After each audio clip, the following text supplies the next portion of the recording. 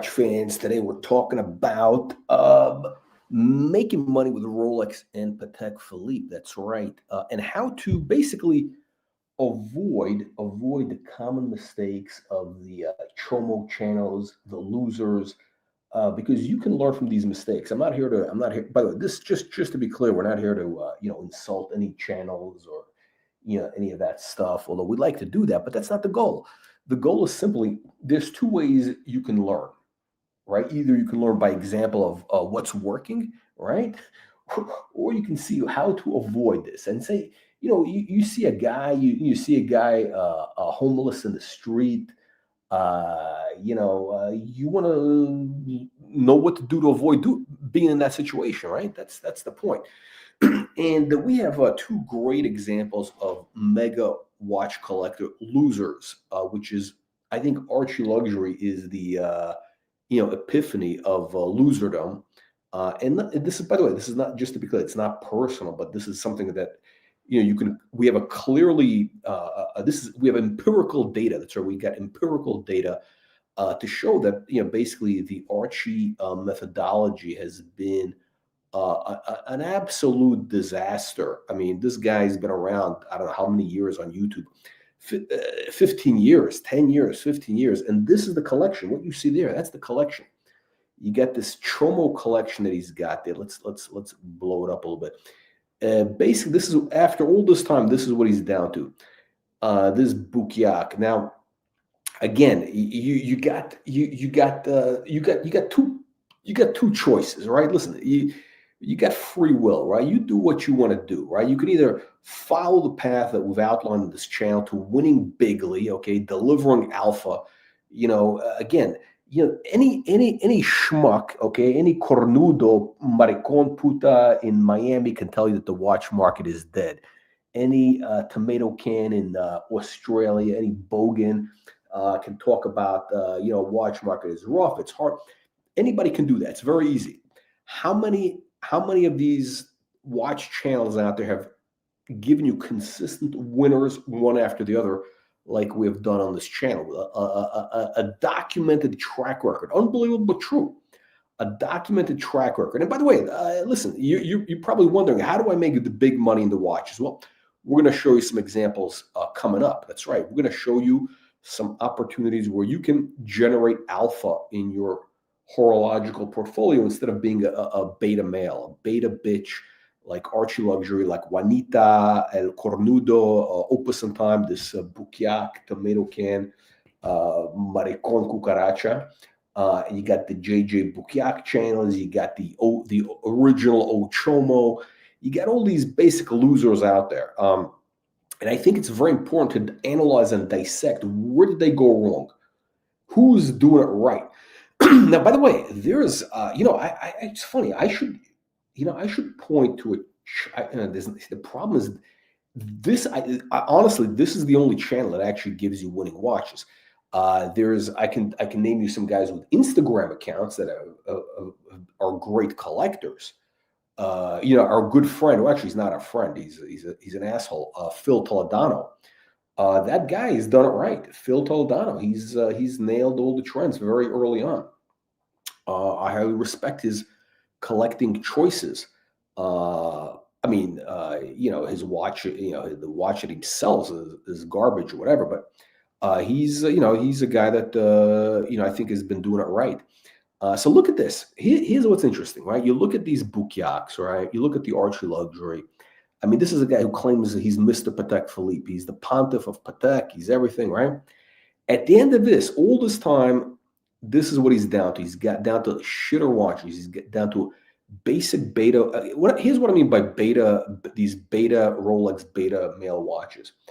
Again, as you know, in the financial markets, if you're going to just deliver returns along, with whatever the market is doing, the index, that's the beta. Okay, so it's like, okay, if the Dow is up 10% and you're only up 10%, that's beta. Okay, alpha is you deliver anything excess above that 10%, right? On this channel, we deliver alpha. Okay, all our stuff is there we go. Watch Nicholas, who doesn't show up on our channel because he's I don't know with this guy. He's stealing the leads. He comes here to steal the leads. That's what he's here for. He's here to steal leads. He never hops on the panels. He's a lead thief, a lead thief. But no. So what's going on is these bukyaks, if you look at Archie, all these bums, they just buy the basic bitch watches that everybody talks about. And as a result, they get the same results as the basic bitches in the market. So if the Rolex, Explorer 2 is down 10%, it's up. That's all they get. On this channel, we've given you winner after winner, okay? By the way, I'm not, you got this bitter old man, you got this bitter elderly homosexual, Juanita, who used to be a tranny prostitute in the meatpacking district when he wasn't stealing hubcaps. And this guy, it's fun. I think there's something because I find it fascinating. Like, what drives this guy to spend hours a day sitting in his trailer park? He's sitting in that trailer park. He's sitting in his trailer park trailer, double wide, and he's got those cheap posters on the wall. And all day he's doing the videos. He's this and that. And I think what it is this guy is kind of like, he thinks he's got like something, I don't know. He's got some knowledge. He's got a big ego. He's got a very big ego. A lot of these Latinos, the Puerto Ricans, the Puerto Ricans and the Cubanos, there's something going on. They think they know everything. But if they did, they wouldn't be Puerto Rican. You know what I'm saying? That's kind of the reality. And this guy's very bitter. I mean, all his watches are down. I mean, think about it. This guy, Juanita and Archie, these are basically two examples of what not to do. And in the case of Juanita, now this guy basically was buying, like, I would say middle brow hype watches, like, mid-range hype stuff. Like, okay, he had whatever you call it, Daytona, the usual bullshit, like Steel Mile, just the bullshit, regular bullshit that, tomato cans in Miami would buy. No precious metal watch. It's mostly like just garbage stuff, right? I don't want to say like, listen, I think he had a Nautilus, a steel Nautilus or something, whatever. I don't know if he's flipping or whatever, but this is at the end of the day, how come this guy does not have any perpetual calendars? If he's a serious collector, how come he doesn't have any real watches? Again, remember, a Patek Nautilus, a 5711, 5712, these are basically kind of the basic bitch watches of Patek Philippe. Those are not serious watches, all right? Those are like, it's a watch you get to like impress BMW drivers, all right? Speaking of which, ArchieLuxury, okay, the Bogan of Brisbane, he had that 3 Series BMW, right? All these bukyaks, they drive the 3 Series BMW. That's the Chomo wagon. The 3 Series BMW is basically the Chomo, the Chomo car. Think about it. Why would you lease a piece of shit car which leaks oil and has got like nasty vinyl seats, when for the same money you could be driving a Bentley like the Colonel? Think about it. I don't know. It's I don't understand it. I don't understand, but then again, I don't want to understand it. Look at this bukyak. What is Archie ended up? He ended up with bullshit Breguet watches. He ended up with a shitter Omega. The Zenith. I mean, this is all dead money. This is all right. What you see on the screen, these are dead money watches. A Panerai, which is a disgrace, an embarrassment. You know who else has a Panerai? You know who's a Panerai man? Juanita. Juanita is a Panerai man. I think somebody left that Panerai up his culo, and he's had it ever since there. But yeah, these are basic bitch watches. None of these are serious watches. Like, this is not a watch, as we say, that would, how shall we say, would win the horror. What is it called? The Hunger Game, the horological Hunger Games. How come I don't see any? Oh, I'm sorry. Okay, so Archie, to his credit, he's got like the World Time Sex Tourist watch, which is kind of like, I guess it's kind of like okay, but it's in the wrong metal. It should be at least yellow gold. It just, the white, it just doesn't work in white gold. That later watch, it just doesn't work in white gold. I'm sorry, Archie. It's trash. And it's been dead money. It's going nowhere. It's a garbage watch. And you got the Juanita, who's got like, he doesn't, well, he's not showing us his watches lately. He bought that Smurf, the infamous Smurf he bought from a kid, with the blue dial, the white gold, and he's upside down in it. Meanwhile, on this channel, we've given you one winner after another. Now, I want to show you something. Hang on a second. Let me see if I can show you. What do we got going on, my friends? We got an opportunity for you. Listen, it's time for us we got to do some. We got to pay the bills here. That's right. We got to pay the bills here. we got to spruik some watches. We got to spruik some watches because this is what this channel is all about. Okay, we're the watch spruiking channel. But here's what you got to understand. Okay, what you tomato cans need to understand. Okay, is this channel, right? Like, let's just say our affiliate, our horological marketing affiliate, okay, which we're going to show you in just a second. We stand behind everything, like, the inventory. We stand behind all the inventory. It's like, I only put things into the inventory which have upside potential, which I believe have massive upside potential. And by the way, look at all my past videos. Let's take a look at this. Let's look at some past videos of the Colonel. I'm going back in the time machine. If you look on our channel here, okay, and going back, how far back? This goes back 5 years, over 5 years, right? Let me see. What do we got here? What do we got here? We got look at these old videos. Patek, look at this. We got here. We got the Patek 53. Hang on, look at this. This is what we had here.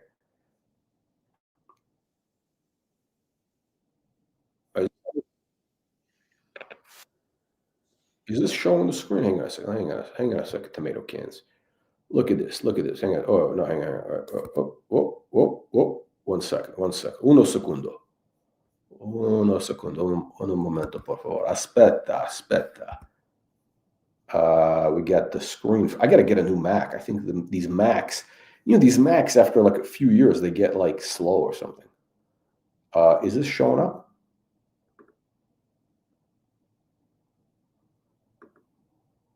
Oh, there we go. Okay, hang on a second. We gotta go back here. Un momento. Hang on a second. Let's go back here. There we go.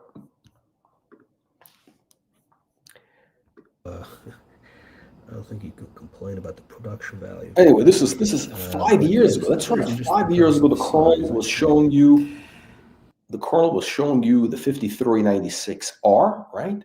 This ground floor opportunities. We got the Ellipse. What was it? The 3540? I think it was the 3540. I forgot. Okay, that ellipse has now increased bigly. How much did it increase? It increased today. These are 15,000. Okay, you could have picked this up for under 5,000 a couple of years ago. Okay, today it's 15,000, maybe 12,000 on a good day. Now we had the 5396R for a little while, about 6 months. 2020 38 millimeter versus 1970. Now this watch there. I don't know if Genta designed this. We got into and quickly traded. That's right. Look at it. Really baguettes. This watch was traded for the 3940. Okay, this was traded for the 3940. Why? You know why? Because it was time to the 3940, the 5396. That market peaked out. It peaked out. It was it was kind of undervalued at the time. It was like we don't want to use numbers, but let's just say it was deeply undervalued in around 2020. People weren't following it. And then it started moving up. Okay. And meanwhile, the 3940 was still cheap. So we had to do a parallel trade. Hang on, so let's see what we could pull up here. Let us see what we could pull up. Where is? Let me look at this. This is unbelievable. Unbelievable trade. Yeah, by the way, I also have to say, I think we were the first channel using the word the grifters. I think if you look at this is 2000. What year is this? This is December 2023. This is 2 years ago. This is before all these other bukiaks like Curly. We were the first guys using the grifters as the to describe the Chomoverse, the Chomo channels. I mean, this is the channel that started it all. Okay, hang on a second. Now where's my where's the Patek 3940? How far back does that go? How far back does it go?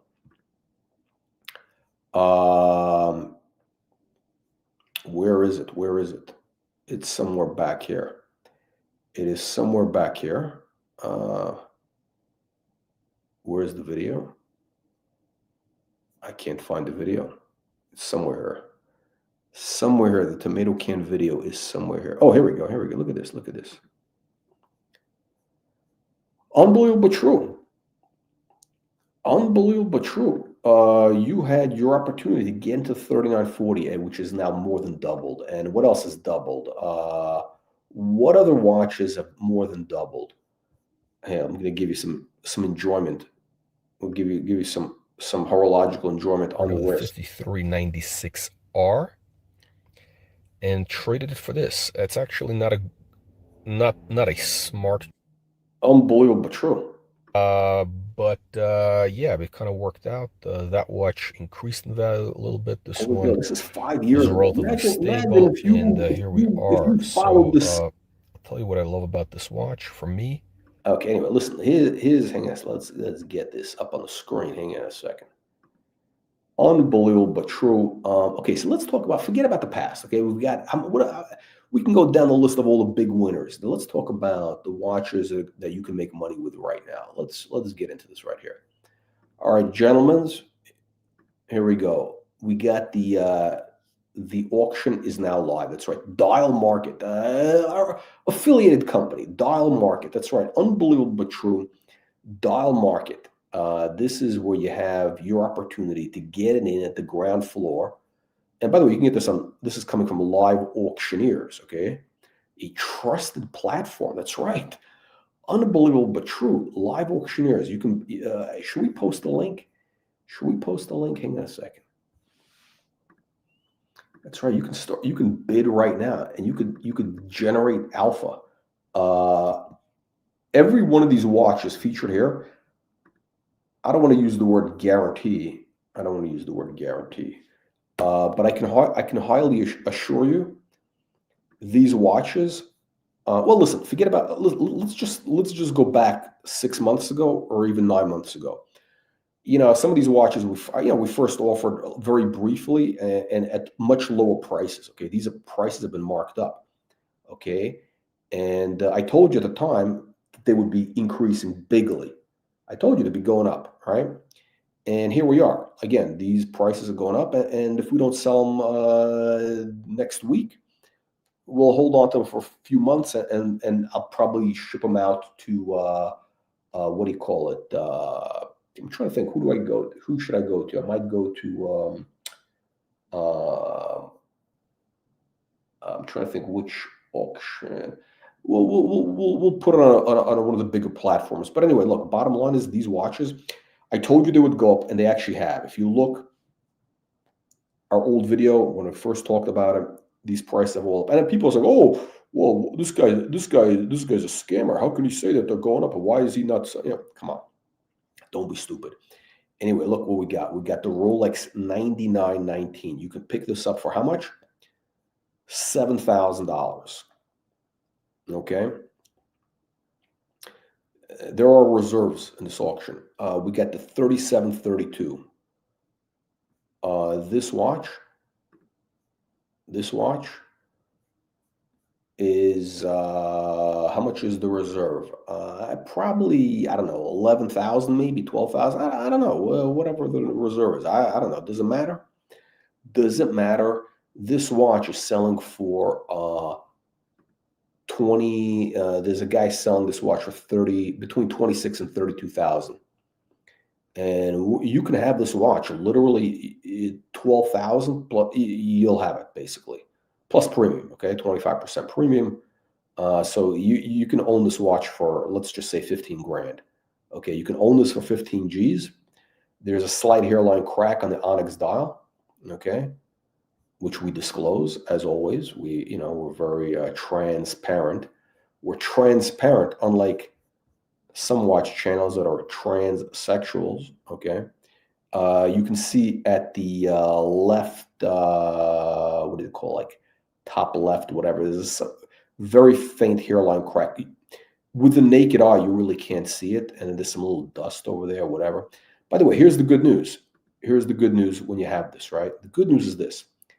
All these onyx dials will crack at some point. Okay, if you buy a mint condition watch, it will crack. I guarantee you, okay? That's right, David. We got to deport this guy. We got to deport these cornudos, maricons, incestos, los incestos, Juanita, los incestos. You know what that is? You Google it. Anyway, look. Bottom line is, you don't want, when it comes to these stone dials in Patek Philippe, you're much better off buying one which is, got a couple of flaws, because if you buy mint, it's going to get a crack. This way, you put this watch on your wrist, you can wear it, you don't have to worry about it, because it already, it's got that old money vibe. Okay, it's called patina. It's called patina. Okay, it looks like you're in the Earl business and you made some money back in the 80s or whatever it was, and you've been clipping coupons from T-bills. You know what that is? You Google that. You Google it. Okay. To have this type of watch, this is not for people who have an account with Charles Schwab. Okay, this is the account if you have an account at Goldman Sachs. Okay, that's what you wear when you meet with Jamie Dimon at Chase, and you say, "Make me liquid, Jamie." This is what you wear. You wear that to the meeting. Okay. What else we got? But okay, so let's talk about watches that are going to increase. I'm going to give you my predictions. Okay, I'm going to give you my predictions, guys. Mark, you timestamp this, okay? You timestamp this. I've been 100% right about everything so far. Anybody who's watching this channel, you can all look at the old track record. You can see. I'm giving you my predictions where these are going to be. Rolex 9919. This is going to be a $20,000 watch. You can get this now for, let's call it $8,000. Okay, when is it going to be 20,000? It's going to take a couple of years. This is not a fast mover. It's going to be probably 5 years, but this will be 20 grand, because this is the last of the. It's kind of a modern. It's a relatively modern Rolex. Okay. By the way, this is a big watch. It's 36 millimeters. Okay. It's 36. Maybe it's bigger. It's 36 millimeters. Minty condition. Fully serviced. Okay. You got nothing to worry about. You just want to change that strap. Whatever you want. Okay, this is modern size, manual wind. Okay, there's a guy who's selling it for 14 G's right now. You look right now on Chrono. There's a guy who's selling a shitty one for 14,000, and there's a guy in Japan who's selling a banged out one which has been over polished for 6,000. This watch is going to be 20,000 in about 5 years. It's going to be a slow climb, but this is a future blue chip of Rolex. Because these are actually quite rare. These are very rare. Disco Volante UFO, flying saucer with a sunburst. It's got beautiful sunburst. This is a demon repelling watch. Those sunburst rays have demon repelling properties.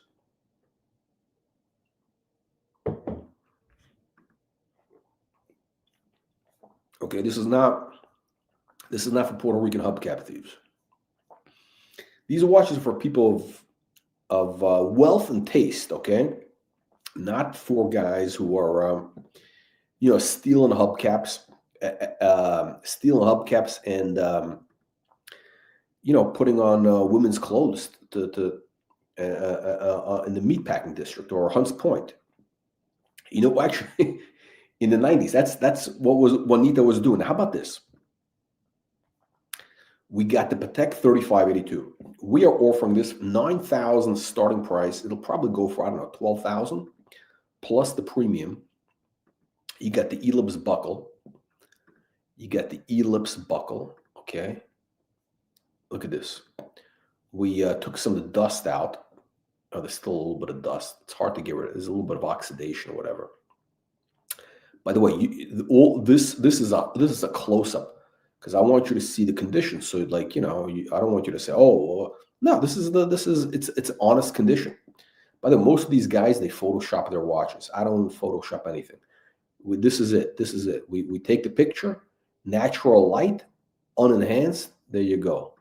The watch will look better when it comes to you, guaranteed.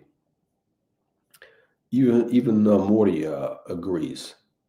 Unbelievable, but true. Now, what else we got? Okay, so here, these are my predictions. Here are my predictions. So this is going to be a $20,000 watch in about 5 years. Okay, 37, 32. These are already going for 30,000. Now this one has, it's got minor condition issues. So this should be, I would say, a 30% discount. Okay, discount. Maybe a little bit less, but this should be a $20,000 watch, basically. 20 G's all day long for this watch. You got the original buckle. It's unpolished. It works perfect. It's perfect watch. Beautiful case. This watch, again, 20 G's today.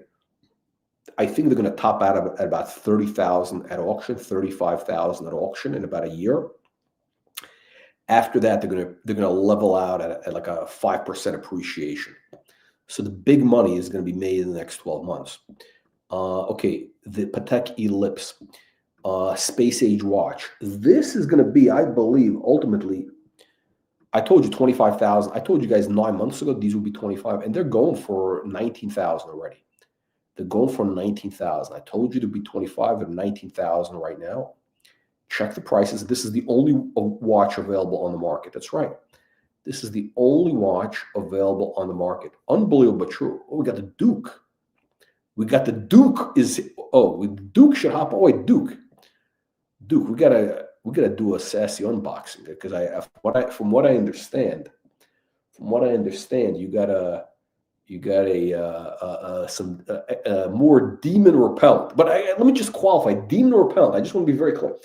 To have full demon repellent, the bracelet has to be full gold. No, it's got to be full gold. The whole thing has to be gold, because if you only have the gold on the case, that's only enough to repel like baby demons. Like this watch over here, this Patek only repels like baby demons. It doesn't repel like full-size demons. But we got what do you call it? But you have, what do you call it? You got multiple demon repellents. I think the ultimate demon repellent is the what do you call it? The Vacheron. The Vacheron, because the Vacheron is like a full size. It's a heavy full size watch. I think that one is in your portfolio. That has the most demon repellent qualities. Because the full, again, the more it's a physics. It's all about physics. The more mass of gold, the more demons it repel. Yeah, that's just the reality, right? It's more mass, more demon repellent properties. Again, if you have a two-tone watch like Tucker Carlson got attacked by demons in the middle of the night because he had a two-tone watch from the 80s, which not enough demon repellent qualities. If he had a date, he would have been okay. So anyway, my target on the Ellipse 3582, I think we're going to hit 25 to 30,000. Okay, 25,000 this year. We're going to be 25,000 in 2026. We'll be at 25,000. We'll probably top out in the 30s. Let me tell you something, guys. We are going into an epic bull market right now in what I would call, I'm going to use the word, let's use the word high-class collectibles. Okay, so like right now, you're seeing the riffraff, the hoi polloi, the bukkaks. They've been buying baseball cards. Oh, the Duke is okay, guys. Get ready. We're gonna have a sassy unboxing. You don't want to miss this. When we get a sassy unboxing on this channel, I guarantee you don't want to miss this. But I can tell you something here. We're going into an epic bull market in high-end collectibles. Like the stuff like you're seeing with the Pokemon, with the baseball sports cards, that is going to collapse. It's going to end in tears. People are going to lose all their money. The baseball cards, the Pokemons, the comic books, the kitty stuff. That's the chomo. That's literally chomo collectibles. Okay, that's the type of stuff you use if you're a groomer. You're trying to like attract, you're driving around a van to like schools and saying to kids, "Hey, you want to see my baseball card collection?"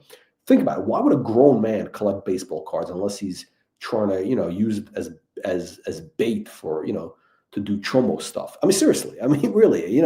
There's no reason a grown man should be collecting baseball cards. I mean, it's a disgrace. It's fucking embarrassing. I mean, I wouldn't want to have anything to do with somebody who collects baseball cards or Pokemon cards that's over the age of 18, frankly.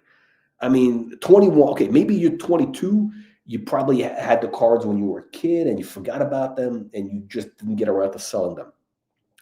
If you're over the age of 21, you should not own any Chomo collectibles like baseball cards, comic books, Pokemon, any of that trash. You got to get into the big boy stuff, okay? We're talking about either watches. And by the way, when we say watches, we're talking about stuff that delivers alpha, okay? Like these watches, all these watches will deliver alpha, meaning they will deliver above market returns.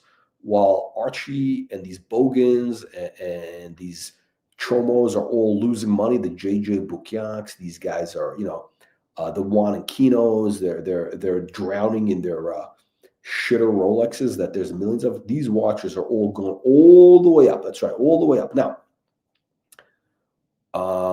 okay, so what else we got? So we're going to a major bull market for these stuffs. How long is it going to last? I think it's going to be at least a couple of years. What you see now with gold is entering the parabolic phase. By the way, gold is going parabolic right now. And we're probably going to peak out. It could be, it could be within a couple of weeks. We could be anywhere from 4 weeks to 12 weeks to peak gold. I think it could go to 5,800 maybe. We could have another $1,000 in gold, which by the way is not a lot. Maybe you could go a little bit higher. I said before 8,000 in a. Oh, there we go. Here we got actually the Duke Bohm. Duke Bohm, you should hop on. So Duke Bohm is a guy who actually is he's a sophisticated investor.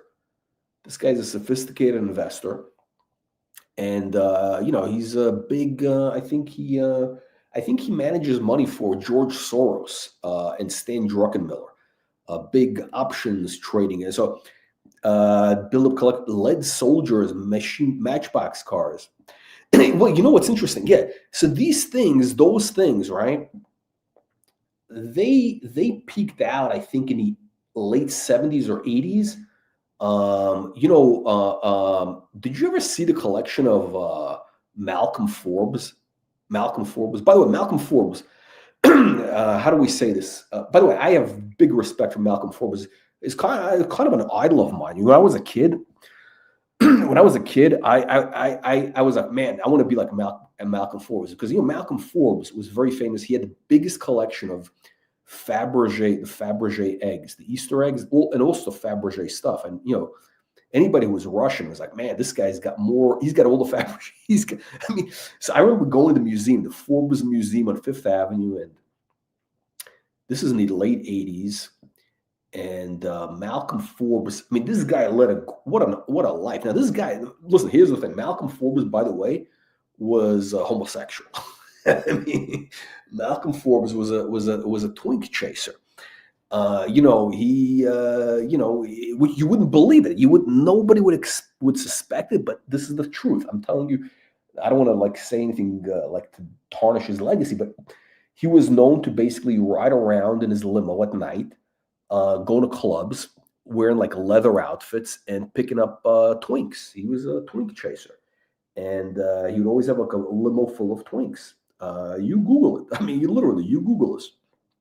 But he was also at the same time dating Elizabeth. What's her name? Elizabeth. What the hell is that? Elizabeth. Not Elizabeth Hurley. This was an old Elizabeth Hurley. Elizabeth Taylor. And he had hot air balloons. Listen, Malcolm Forbes knew how to live life. But anyway, Malcolm Forbes collected. He had a big collection of. When you went to that museum. He had the Easter eggs, the Fabergé. He had a massive collection of Fabergé. He had the Lionel trains. He had the Lionel trains. He had a big collection of trains, which was, I think the train collecting is kind of a thing still. Like they're actually, but it's kind of a dying thing because the kids today they're not into it. But you know who was into Lionel trains? Bobby from The Sopranos. Remember Bobby from The Sopranos? What happened with Bobby from The Sopranos? He saved up his money. He went to the store. He was buying the Lionel train, and I mean, I don't want to ruin the ending for you, and then you had the other guy who wanted to build a ramp to drive a Lionel. Anyway, so what happened? So what did Malcolm Forbes have? His collection was mostly he had the Fabergé stuff. He had the toy soldiers. He had a massive collection of toy soldiers. Like these, from what I understand, some of those toy soldiers like very, I don't know, like value. They're kind of valuable. They're not cheap. It's like stuff from the 1800s, 1900s. They're kind of cool. I mean, I thought when I was 12, I thought that was impressive. And what else did he had? He had also stuffed bears. I think they're called Steiff bears. German bears. Steiff, I think is the company. Because I think the Germans invented the teddy bear, right? He collected these teddy bears. And what else did he have? But he didn't, I don't think, it's interesting. Malcolm Forbes was not a big art collector. He really was not a big art collector. If he was, listen, Malcolm Forbes, here's the thing. I think if Malcolm Forbes, instead of buying the toy soldiers and the whatever it's called, the bears and the stupid trains, if he put that into, this guy was making big money already in the 60s. I mean, because that's when he was buying that stuff in the 60s and 70s. He could have been buying, top end paintings. He could have been buying, like he would have had, the Forbes family would be they would be still billionaires today. He would have had like Monets. He would have had Van Goghs, Van Gogh, as they say. He would have had anything. Rembrandts. He could have had the best of the best. Malcolm Forbes could have had the best of the best.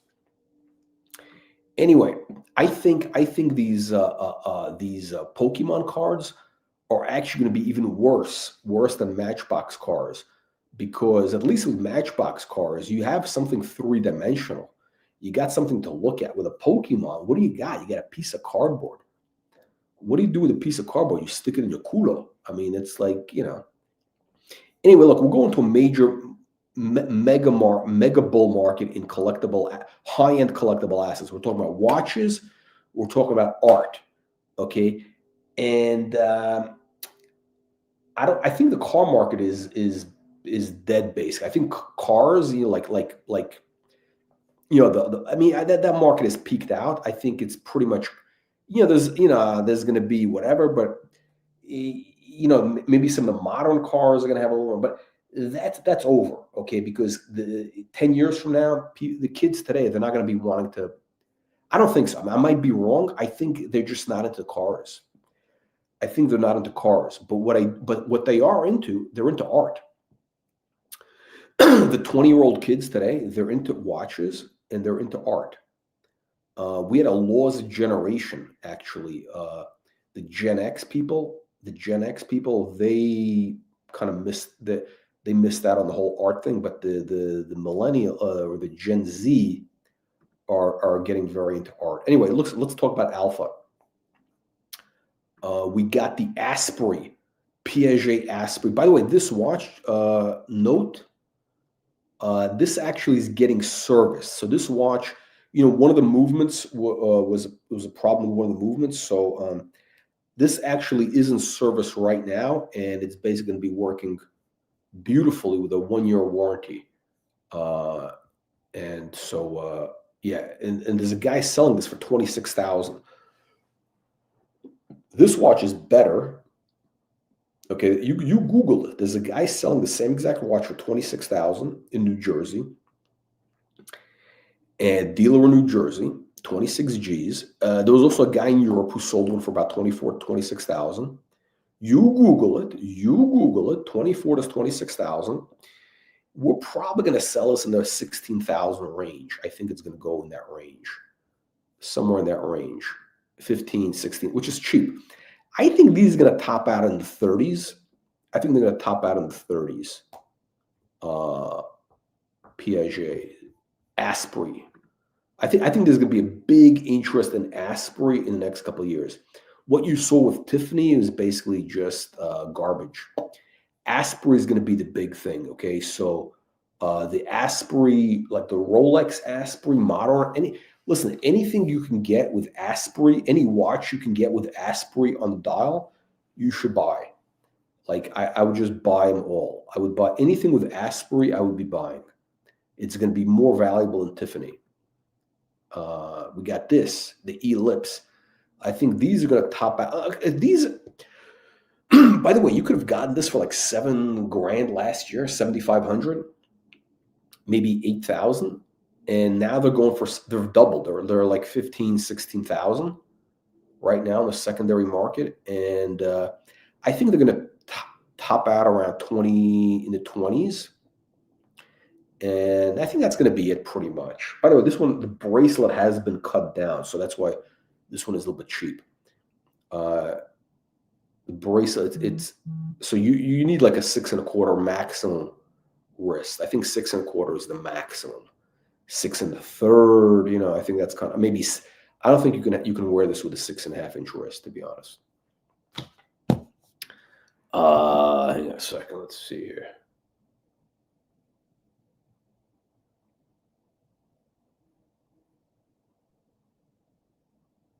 Oh, here we go. Okay, look at this. Look at this. Okay. What do we got? Okay. So, bottom line, all these watches are going all the way up. Okay. How come you're asking? How come you don't have any modern Rolex here? You know why I don't have any modern Rolex here? Because modern Rolex is not going to deliver you alpha. You're not going to get alpha with modern Rolex. There's not a single modern Rolex that is going to deliver alpha right now. What do I mean by alpha? I'm talking about a 50% increase or a 30% increase. No modern Rolex is going to give you that 30%. Actually, I don't think there's any modern watch right now that'll give you 30%. You got to buy vintage. You got to buy stuff that is on the increase. What else we got going up? We're doing we're spruiking here. We're doing some spruiking. So we got everything. Look at this. Everything is available for purchase. Available for purchase. That's right. Unbelievable, but true. The best deal. Okay, we got some to generate alpha. Let's see here. We even got old master paintings. Look at this. You can get this for how much? I think our reserve is like $750. I think you can get this for under $1,000. This is like a from the 1600s. St. Francis.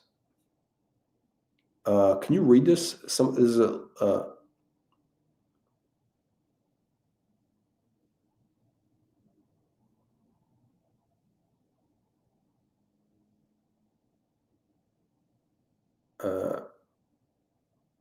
Barocci? No, not Barocci. Barocci, set by Barocci.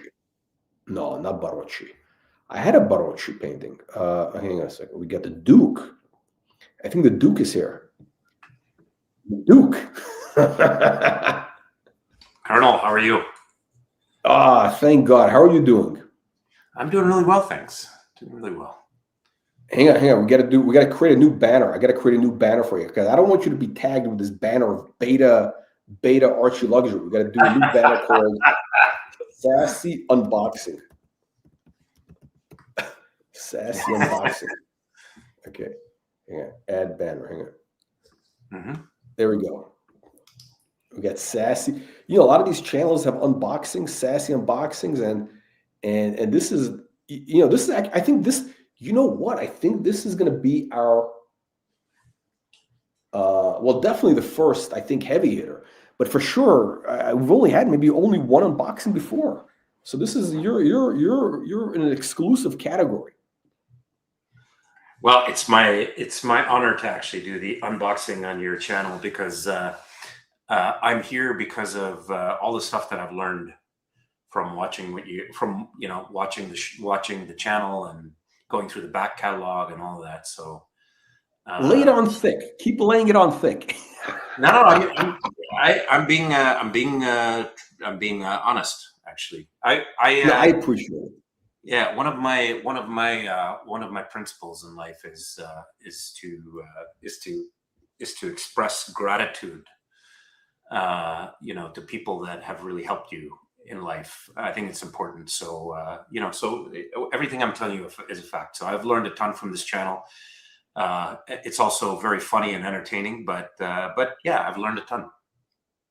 And you know what? Here's what I think, because I was trying to analyze, like, how is it? Now we're not going to, before we get to what how is it that you have these really good relationships with ADs where you're getting stuff? I think what it is you give off like a good energy where you come across sincere and you have the right one. The vibe they get instantly is that, okay, this guy's legit. He's not like some flipper, degenerate, low life, so it's I think I'm the opposite of you. I think I give off, like, even though I'm not I think I give off some sort of bad vibe when I walk in there. They think this guy is like, I don't know, something. Yeah, I mean, I don't know. I just could be lucky because these guys in Southern California, if I'm competing with folks in LA, I mean, some of the, like the local entertainment types, I mean, those guys can be pretty strange. So maybe by comparison, I'm looking better. I don't know. But let's see. So what do we got? Should we give people a tease? What do we got? How do we do the build up? Okay, so this one I just got Saturday, and so and I'll switch the channel. So this is the box. I don't know if you can see it. Box.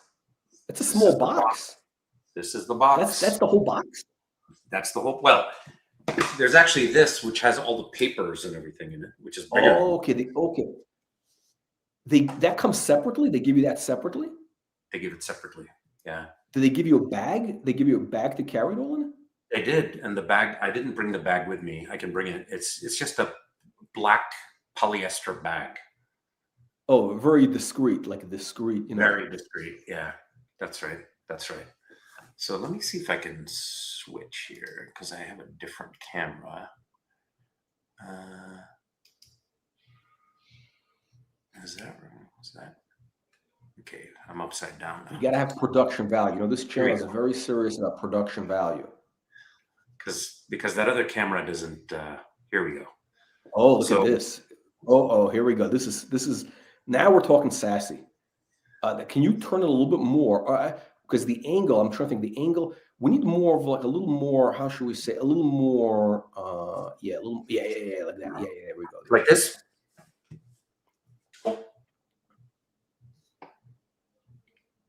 Okay. All right. So. Oh, there's like a Darth Vader. Yeah. So it looks like sort of a tonneau shaped box. This. And then in there. Okay. Slow opening. Here we go. Boom. we got the Richard Mille. Yes. Now let's zoom in. Which model is this? This is the 6701.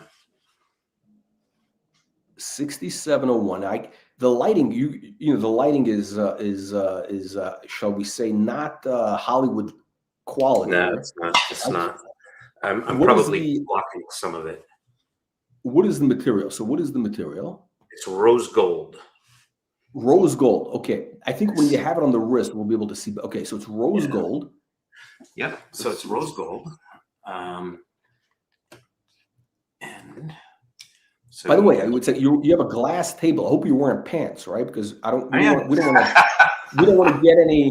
We don't want to get that guy. Who's the guy on CNN who was masturbating on a live stream? That guy, the legal analyst. Their chief legal. There we go. See, There now we you go. can. Okay. Okay. Ooh, So shit. this is the Okay. 67. Let's see the back. Let's see the back. Let's see the back. Let's see the back. There we go. Look at that. What is that rotor made out of? Platinum. Oh, really?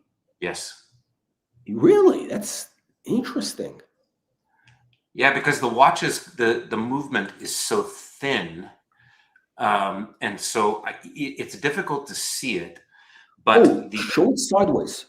Show it side. Let's see the side profile. Oh shit. Yeah. Okay.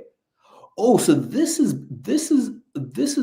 relatively the thickness of that old one that they had, right? The whatever it was the Yep. one we were talking about, the 16, I think, the original one, the square one.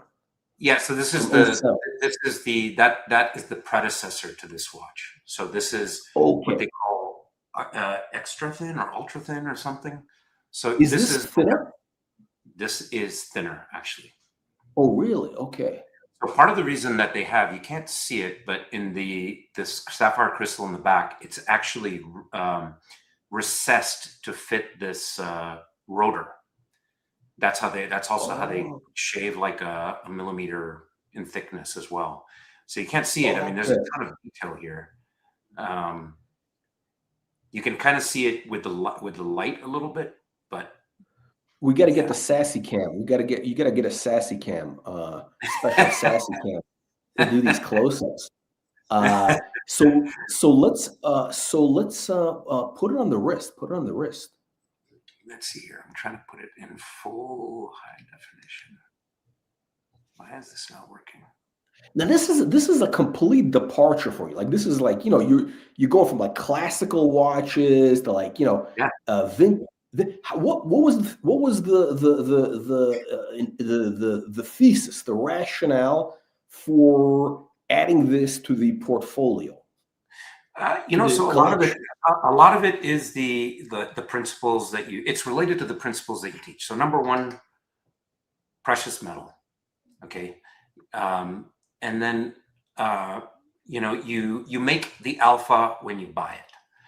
And so I actually like this watch. So I like this watch, but if you look at its aftermarket performance, it sells in the aftermarket for quite a bit above retail.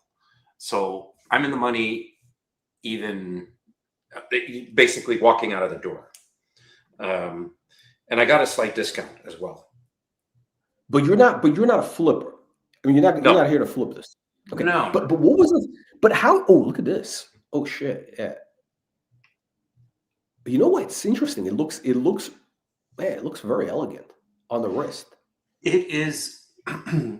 It is so much more impressive in person. It's interesting. When you see the picture of it, it's kind of like, whatever. I'm seeing it now. Okay, basically, I get it now. Basically, this is like there's multiple dimensions to it. Like it's a whole. This is. And actually, when you see it, like the numbers really pop. The gold. Even though it doesn't have the full gold bracelet, it's got plenty of demon. No, you can't. Forget that. No, you can't have gold. No, but what? Okay, so explain to me this. How do you go like? Because RM is almost like I look at it as almost kind of like it's one of these these indies. It is an independent basically. It really is. It's kind of like I think of RM as almost like it's like the twin of FP Journe. They're basically the twins essentially. It's like they're polar opposites, but they're twins. They're kind of they do very similar. Like each has its own like design language. They have the whole thing. They do an innovation. It's basically the same thing, except I would say it's kind of like, the thing with RM, I think that the collector base is like, I think the collector base is very different. Yeah. Yeah, it's kind of like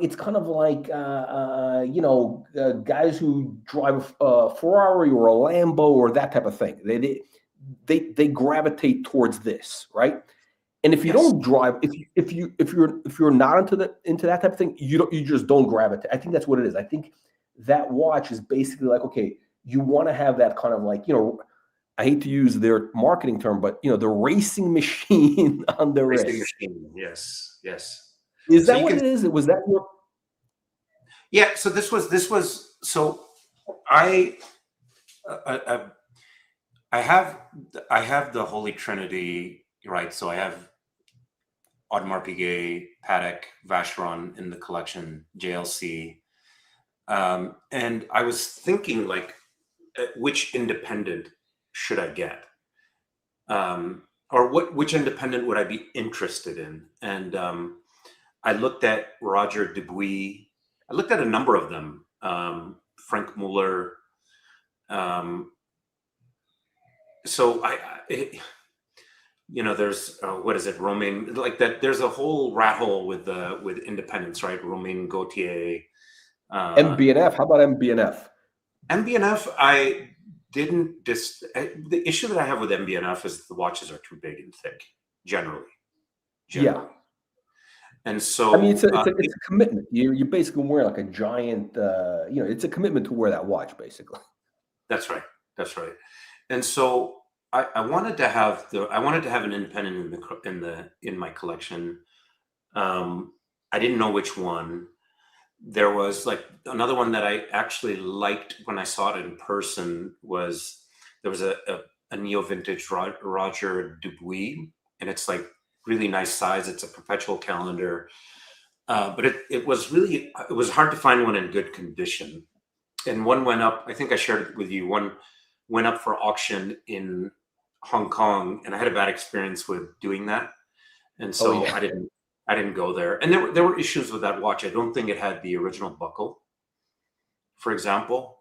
Anyway, so I didn't know where. This is not. But this is kind of like RM is more in the line of like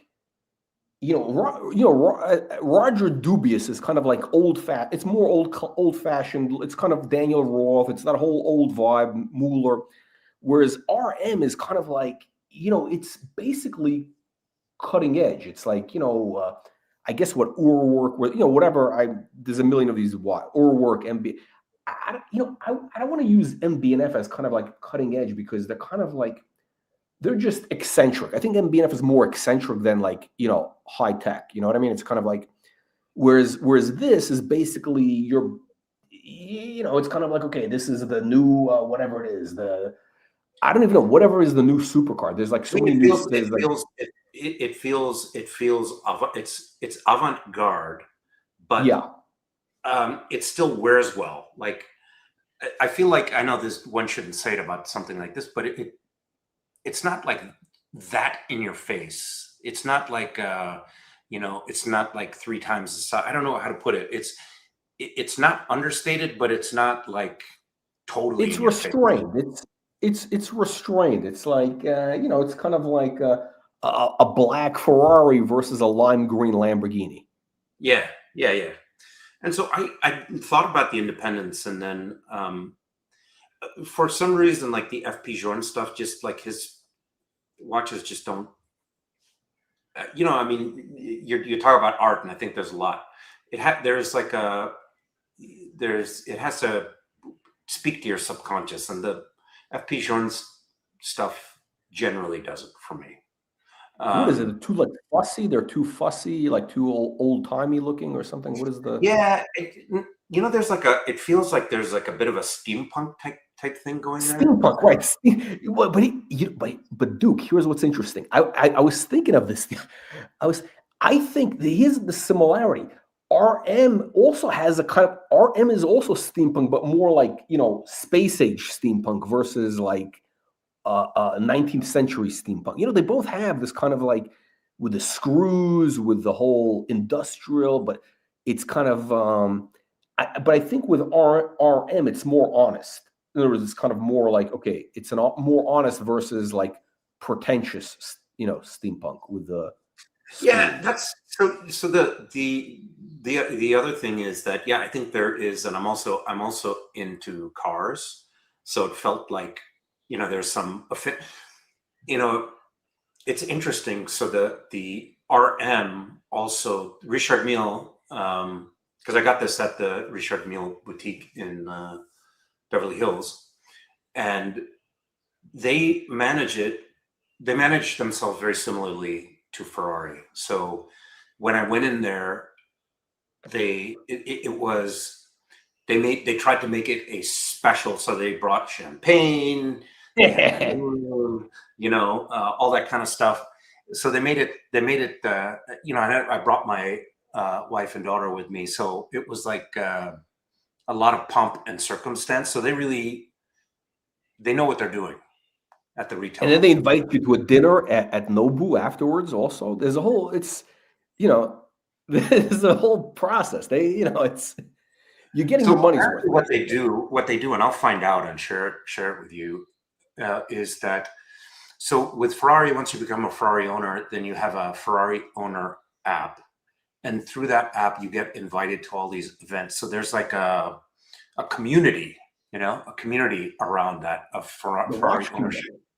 And so apparently they do the same thing. I'll find out one way or the other. They do the same thing with Richard Mille. We have one of the people we've had on the channel. We get the video. There's a guy in LA who's also like you. You guys should connect. He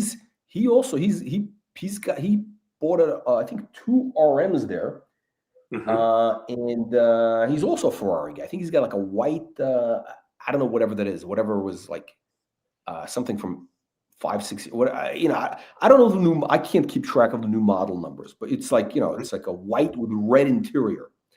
And the what do you call it? But he's he goes to like all the formula. He's very into the whole like Formula One thing. Yeah, he goes, it's the whole thing. I think with this watch, I think with the RM, it's kind of like it's part of that whole thing. It's the whole F1 Ferrari. Have you been to these Ferrari meetups? Do you go to these drive-alongs or whatever they have? So I have been actually, and I haven't gone to the drive-alongs, but what you get is you get access to F1 events. So they have a Ferrari tent, special Ferrari seating, right? Because they're the oldest F1 team, and so you get access. So I've been to one of those, and it's nice. They do a really, really good job. Apparently, Have you been to what is it? The Pebble Beach, the Concours d'Elegance, Pebble Beach? I have. Yeah, I have. Ferrari. Did you go to the Ferrari pavilion there? I have. Yeah. I was there. I think 2 years ago. I basically snuck in there, but they had great food. That was I really wanted to go to the Rolls one because I thought that would be but it's like it's the Rolls had much stricter like security, whatever. The Ferrari basically I just like I can wander and like I think I had like a press pet. Anyway, but they had great food. It was great. I had like great food. I had a great time in there. Yes, Ferrari does interesting events. So and you find out about it in the app, and none of that stuff is free, but you get access to these exclusive events, and they'll do stuff like you can drive. You can make a vacation of it, where you can drive Ferraris in Italy, and they'll you stop in hotels and eat food at some of the top restaurants in Italy. Oh yeah, so they really do a great job with that kind of stuff.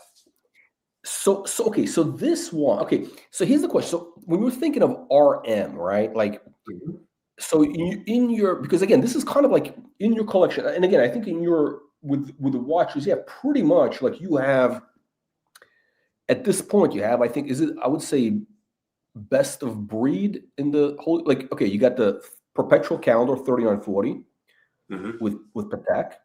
You got the AP Perpetual GMT, which I think is their best. Frankly, I think it's their best perpetual calendar. Yeah, even though nobody knows about it, I think it's their best watch.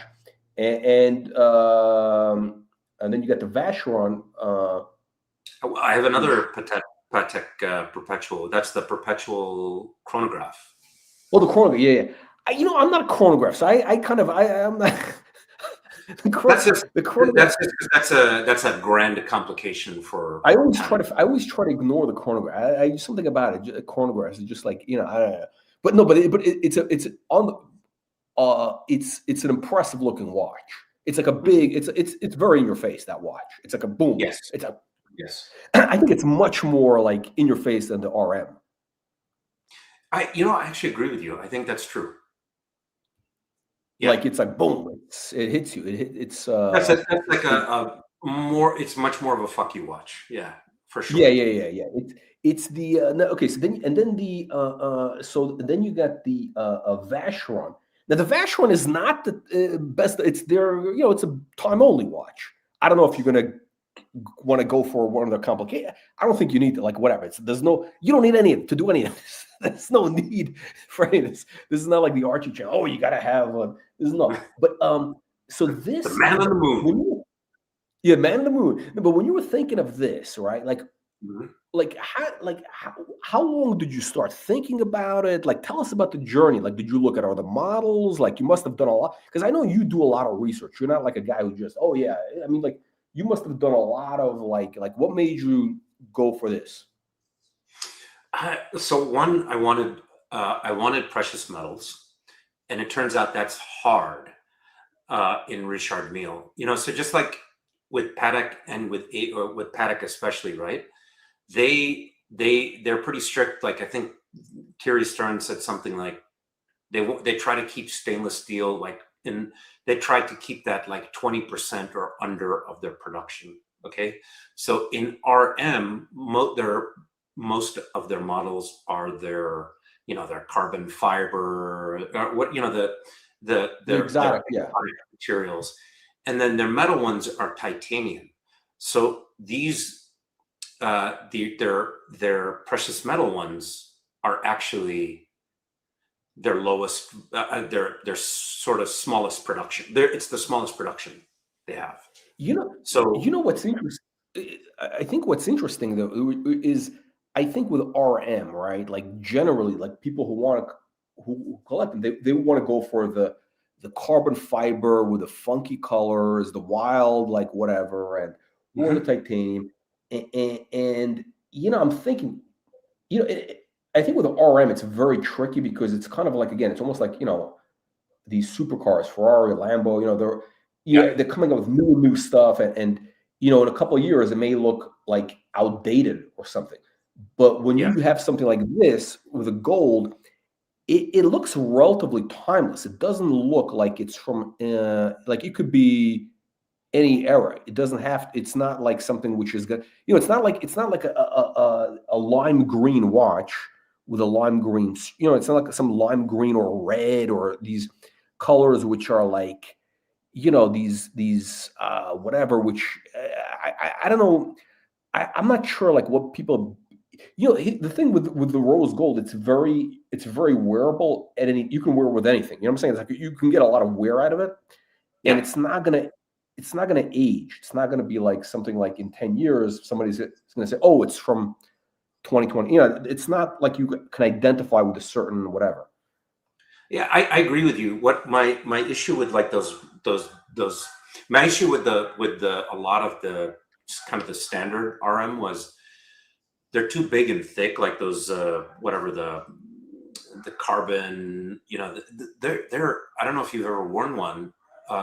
They're big. They're really big.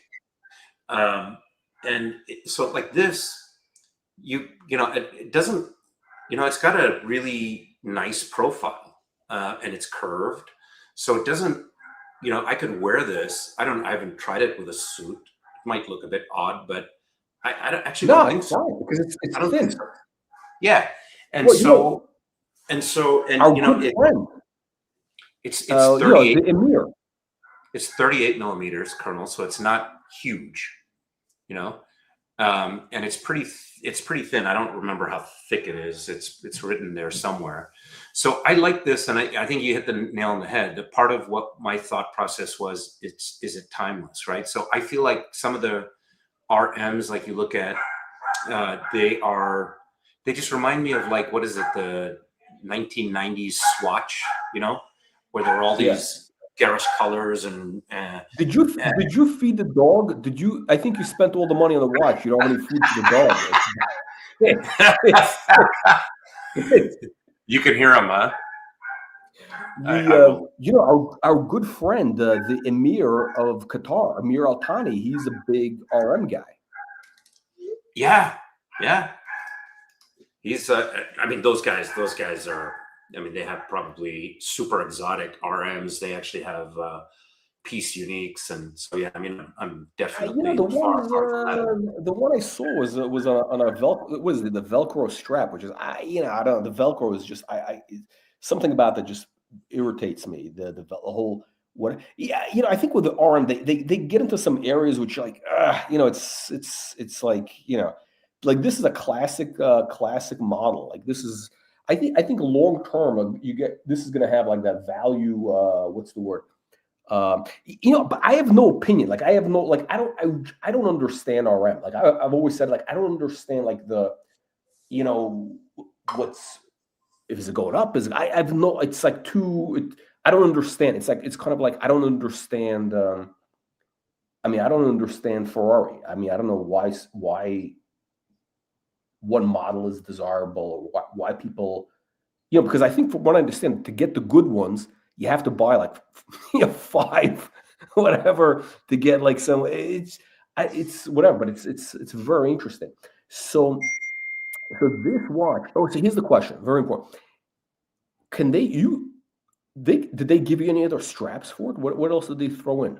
They didn't give me other straps with it, which is fine because I want to wear it for a bit. So this is their rubber, it's a black rubber strap. Yeah. And I quite like it, but they have like tons and tons of strap options. But changing straps on these things is I mean, you can't get it at Camille Fournier, let's put it that way, because you got to unscrew it. And no, you have to get theirs. It has to be theirs. It's got to be their rubber. Yeah, you don't want. I mean, I think with RM watches, you got to have the RM rubber strap. There's no other way. That's basically. I think their strap with those like vents. That makes the watch basically. That's part of the whole. That would be. That watch. See what? Also, I was gonna say what's really good about this rose gold is you have a very neutral palette. Like you can put like a white rubber strap. You could do like a purple one. You could do some crazy things with it, and you'll have like basically a new watch. Yep. And so they have all sorts of colors, and you can get completely custom ones, of course, if you want. And so I think because I pushed on the discount, they probably stick me on the straps, which is fine. How much are the straps, by the way? How much is the strap? Good question. I actually did not ask. I didn't ask, but I think they're like $1,500 if memory serves. Yeah. That's what I think. Yeah, they're not like cheap. They're basically like but no, I think that watch would look amazing with like either like a white or the purple strap. One of these, some crazy color like that. I think white would look amazing. I agree with you. And purple, like, are you thinking like a deep purple or like a? I saw. I have a video. I had one on my wrist at some watch show. It's one of the shorts. I think it's on the channel. One of the shorts. And this guy, maybe I'll put he had a what did he have? He had, let me see if I can find it. He had one of. I'll tell you what, I'm going to pull it up. Let me see if I can find it. It should be easy. Like a raspberry purple. Yeah. Very close. Yeah, hang on. Let me see if I can find it because it was actually pretty cool. And let me see if I can find it. And it's something he bought it like in the 2012s, like whatever. And they were cheap then. They were like basically a discount. Like nobody wanted RM like in the 2012 is whatever it was. I think I shared this with you, and there was this is before RM started their own went exclusive with their own boutiques. So there was Steven Silver in the Bay Area. And I remember, I can't remember. I think it was like the RM003, like one of the early ones, and they were selling it for 50 grand. I think for the people that bought early, they've done really, really well. I mean, those still sell for crazy amounts of money. So for me, I looked at it and I thought, okay, if I want something, if I want an independent, it just seemed so. I liked it. I was fascinated by it. I think because I am into cars too, it kind of appealed to me. But at least in my research, the RM is like, I don't think there is a single one like that. I don't think you lose money on them. Let's put it that way. Like even the ones that are kind of not favored, I'll bet you the people that are, if somebody bought them for retail in like 2007 or whenever those came out, they're still selling for well above what they paid for it. Yeah. Hang on. Let me pull this up. I'll show you this watch here. Wait. My thing is very slow. Okay, hang on. Let's pull this up.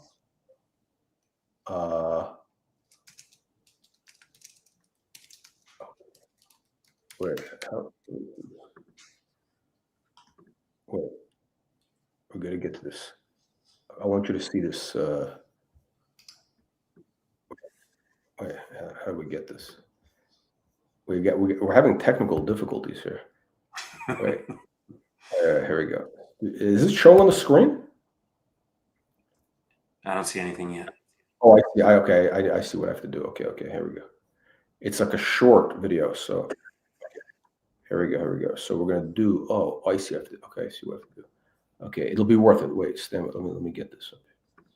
Okay, we gotta do. Share screen. Okay.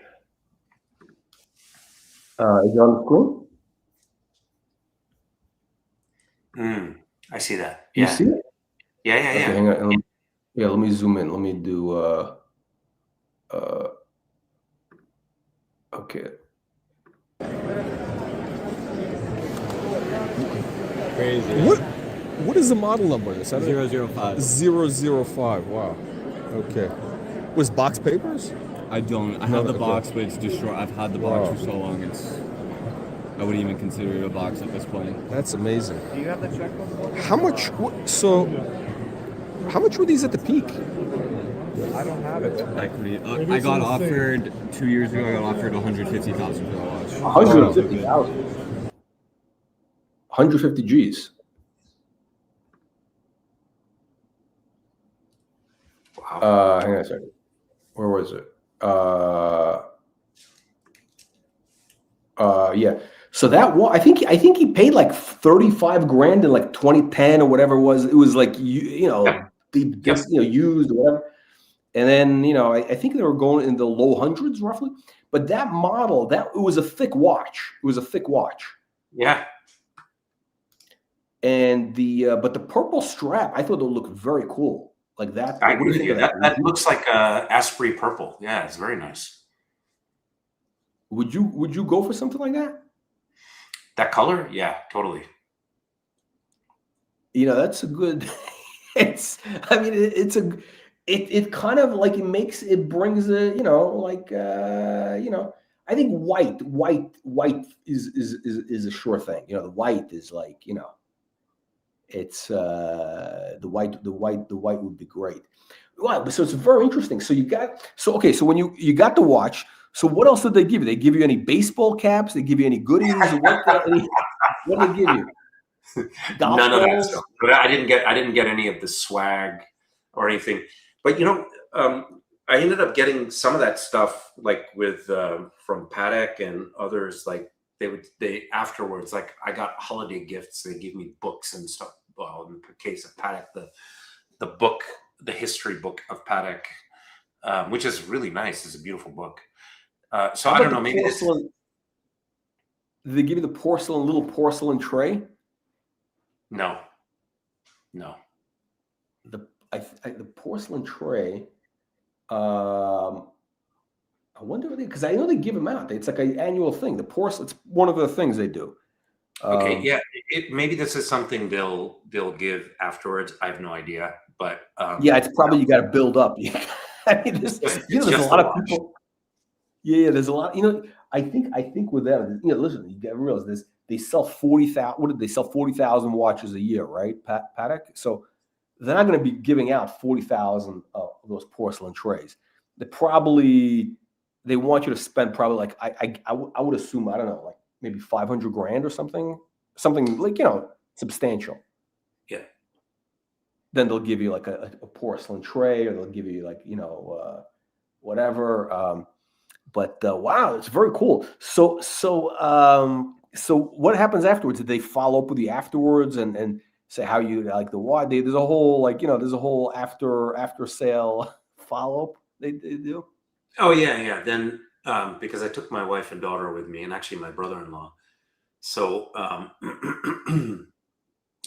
so they use that they leveraged the opportunity to have her try on some ladies' Cross selling. Yes.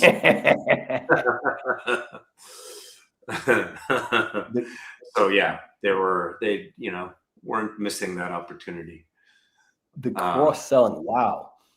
Wow. So wait. So what's okay? So you got the RM.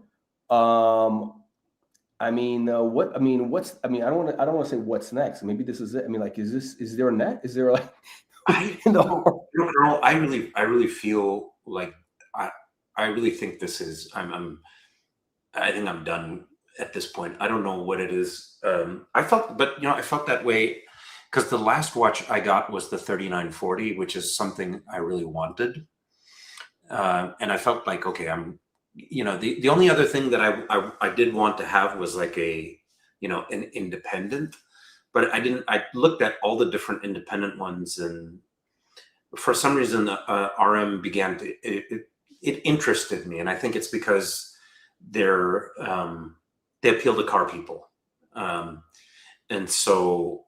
then the other thing was like, because I looked, the other thing is, although I wasn't in a hurry or anything like that, but I reached out to Simon Brett, and they're basically, I think they will take orders for 2028 and 2029 at the end of this year. So they're not even entertaining orders. And they will, and I think they wanted something like 40 or 50% down. So, you have to put that much down. So I looked at it, and I just, some of these things, like if your buying experience is like not that great, it just turns you off, right? Because yeah, you don't need to buy any of these things, right? So yeah. part of it is if it's kind of like, yes, they have to maintain an air of exclusivity, but if they just act like uppity assholes, that I don't need to deal with that. Yeah, I think actually, in terms of the independents, probably, if you look at all the independents, I could see where you're going with this, because this is kind of like, it's completely different than anything you have. It's like, it's really something that's avant-garde. It's of the moment. It's beyond. It's literally of this time, right? It's kind of like it's kind of like, look, there's people who collect they collect old master paintings or whatever they collect in brush.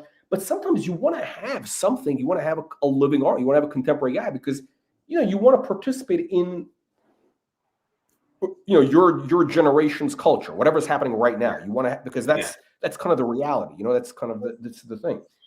And right. And I think of all the independents, realistically, RM is the only one who's really doing anything new. I would say realistic, because all these other guys they're basically, they're kind of they're fighting the last, what is it, the last war. They're trying to do a better version of Breguet. You got that guy, what is it, Roger Smith or whatever. He's basically just doing a better handmade Breguet, or what he's doing. I think you have hit the nail. You hit the nail on the head. That's what, because you look at it.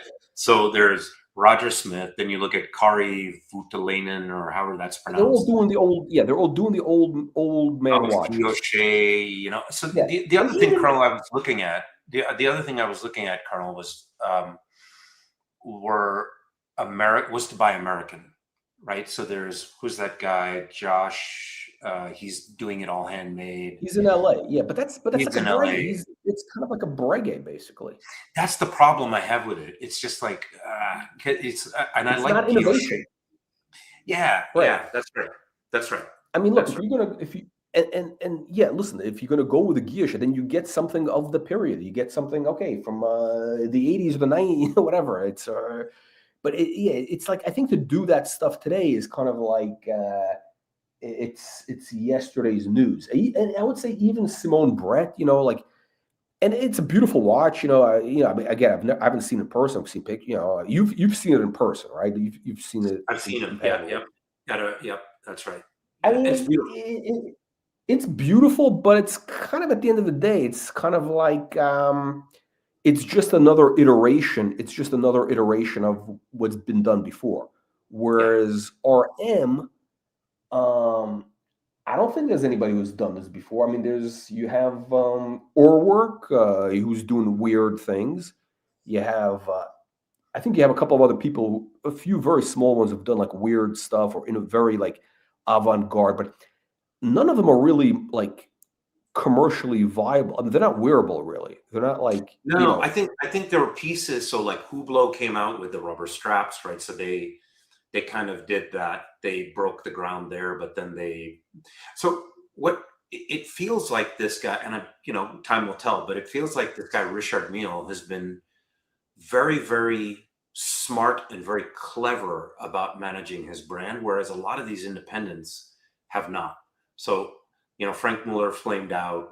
A number of these guys, they're either trying to like do a handmade, or spend, instead of spending 2,000 hours like Paddock, they'll spend 5,000 hours handmade. But it just feels like they're competing on that same vector. yeah. Whereas I feel like Richard Mille, who knows what he's like in person, but you see, like, read stories of Frank Muller, all these guys. I mean, they kind of flamed out personally. They may have been good watchmakers, they weren't good business people. And it seems like Richard Mille is has a great like design, like artistic sense with the watches, and is a good business person. Like you look at fashion. What's his name? Giorgio Armani was like that. I mean, he remained independent. It was privately held, right? He died. He just died. He built like a multi-billion-dollar business. That's incredible. I think, and he was working till like the last day, almost, till the end. He was 90 something. There's a couple of other guys. There's who's the other guy? There was a couple of those guys lived a very long time. What's that guy? Valentino. Valentino's still alive. He's like in his 90s, but he's not really working. I think he's like kind of. I saw a documentary. It was kind of interesting. A document is crazy. This guy's got, he travels. He's got like 7 dogs. Little pugs. I think what was going on is, I think when he sold the company, they were also taking big salaries, and this guy, like, obviously he's made a lot of money, but like this guy would spend so much, like he would spend like private jets for the dogs with there's a whole like a lot. It's a very very expensive lifestyle. Yeah. Very expensive lifestyle, but I'll tell you. The thing is, I think also, the watch for you makes sense because you're kind of in the kind of a high-tech world. And this watch is kind of like, it's a very, it's kind of like it fits in that milieu. It's very, like, what I'm saying? It's like, it's about, who's got one? I just saw Tony Robbins has one. Tony Robbins, he does, yeah. But he has I thought he has like a really big one, but he's a big guy, so he can probably pull it off. Yeah, I saw a video. I saw an interview with him sitting. He's sitting with like 2 guys. This guy is so huge. I mean, like, these guys are probably like 5'10", and then you're sitting next. He's based like literally a giant. I think he's what, 6'8" or something. Yeah, 6'7". 6'8". But he's he's been working out. He must be taking steroids because he's got like huge arms now. He's got, he has an online health optimization company that he's spruiking these days. Yeah, it's all TRT. Yeah, and a lot of these guys are I don't know. I don't know if I would trust any of that because like you know, I don't know if there's been any long-term studies of all this stuff, this taking these steroids or testosterone or hormones, or I don't know if it's healthy. I don't know if it's like it's not so I mean I was really into health and fitness because I used to be play sports competitively and things like that. The you know, the interesting thing, if you go on these internet forums, even from a long time ago, they had bodybuilding forums and they talked about, I mean, these guys are doing crazy shit back then. Are you related to this guy? Pardon? Oh, that's my daughter. Are you related to it's sort of similar name. we got the whole families on it watching. We got the whole unboxing. That's my daughter. She's the one that got the what do you call it? The 5 time zone. 5 time zone. Yeah, that watch is actually, that one has actual upside. I love that watch. Actually, I found out about it on your channel. I had never even heard of it. You know what? Like, what's it? That watch Nicholas has got 2 of them. Yeah, but you were talking about how it's like people, you know, go to these what is it, like these big watch shows, and they're trying to, you know, and it's like do something fun, like go wear the 5 time zones or something, you know. And it's actually a fun watch. I mean, she's a young woman, so it's, you know, living in New York City, so it's a really fun watch. No, but that watch is making a big a comeback in the you know, it's part of the culture. You know, it's big. You know, this is like a big revival. It's a very because when did that originally came out? What, I think was it in the 90s, right? 90s, I think 90s. I think so. Yeah, I think that's what put Jacob and Co on the map, right? Because all these rap stars and everybody were they wore it, right? It became huge. Yeah, so this is it's going to have like a run, like a revival, like, you know, everything, you know, very listen, in a way, kind of like the Nautilus or any of those 70s watch designs. You know, after, you know, a while, it all comes back and everybody wants it all of a sudden. You know, like you couldn't give away a Nautilus, you know, 20 years ago, 15 years ago. Yeah, so I just looked it up. 5 time zones came out in 2002. Oh, okay. Yeah, very. It's nearly 25 years ago. Yeah.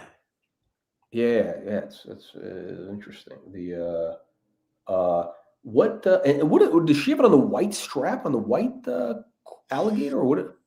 So because those are they have those kind of rubberized straps, like this, not sailcloth, but something similar to that. Oh, okay. And so I think the other thing that the 5 time zones did, that when they initially sold it, it would come with a set of 5 straps. So, and they were easily interchangeable. So I think she has like a baby blue one, a white one, a red one, and because the straps match, like, you know, there's like different mother of pearl colors in the different time zones. And so I think the straps kind of match those. Duke Omar, is that your favorite watch? Which one, the 5 time zone or the RM? No, I think she's asking Richard Mille. Oh, she answered it. Baby blue, navy, and yellow. Oh, okay. Yellow. Yellow is a good color. I'm a fan. I'm actually looking for a yellow strap, actually. It's yeah, no. I'll tell you something. You know, the watch. You know, this. You know, this is a good look for you with the black. With the black sweater. You got the black. You know, the black sweater, the watch. You know, you look like what's that guy? The venture capital guy in that show Silicon Valley. Who's that guy? Who's the guy? The villain. The guy he was basically like supposed to be like a Larry Ellison type of guy, right? Was it the guy who drove the orange car? No. The other guy. The guy who was like No, the guy who was he was basically the guy who bought their company. Who was like, I guess he was supposed to be like a Larry Ellison type of guy. Yeah, I think he was after the Google founder. That guy after Larry something. Page. He was. What was his thing? He had. I think at the end he was sitting. I think it was based on Larry Ellison because he's sitting in his like giant mansion, and he's got these samurai, like all this like Japanese, because Larry Ellison's big into this whole samurai, and he gets close. He gets mad. He starts like smashing everything. The whole, hang on. Let me see if we can find this. This is Gavin Belson. That was the character. Hang on. Yeah, let me see. I know what you're talking about. Yeah, Gavin Belson. We gotta find this. We gotta.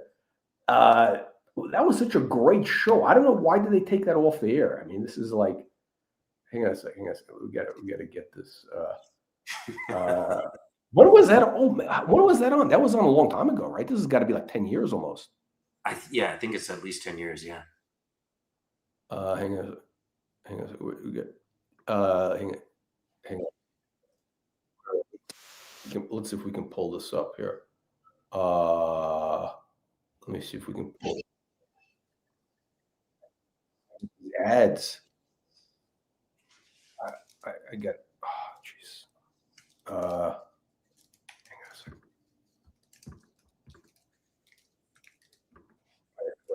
Stand by.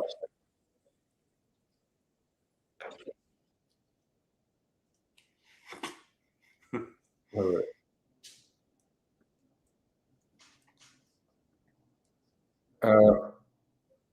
I'm trying to find this. Oh, here it is. Hang on a second. I pulled up one of his watches, which is hilarious looking on the show. Oh shit! I can't get it on the screen. I don't know why I can't. But what did he have? Was he wearing any RMs? What was he wearing? No, it was an MB&F actually. Funny. Oh, really? Yeah. Put it on the screen. Hold on a second. You were, I interrupted. You were telling a story about when you were in Silicon Valley. You were living. You went to the boutique. Yeah. Okay. Can you see the watch? Oh no! Was that from the show? That was the one on the show.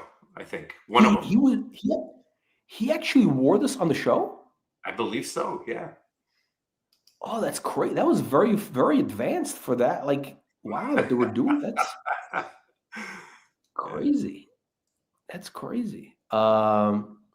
Wait, so you went to when was that? How long ago was that? You went to the store. This is Richard Silver.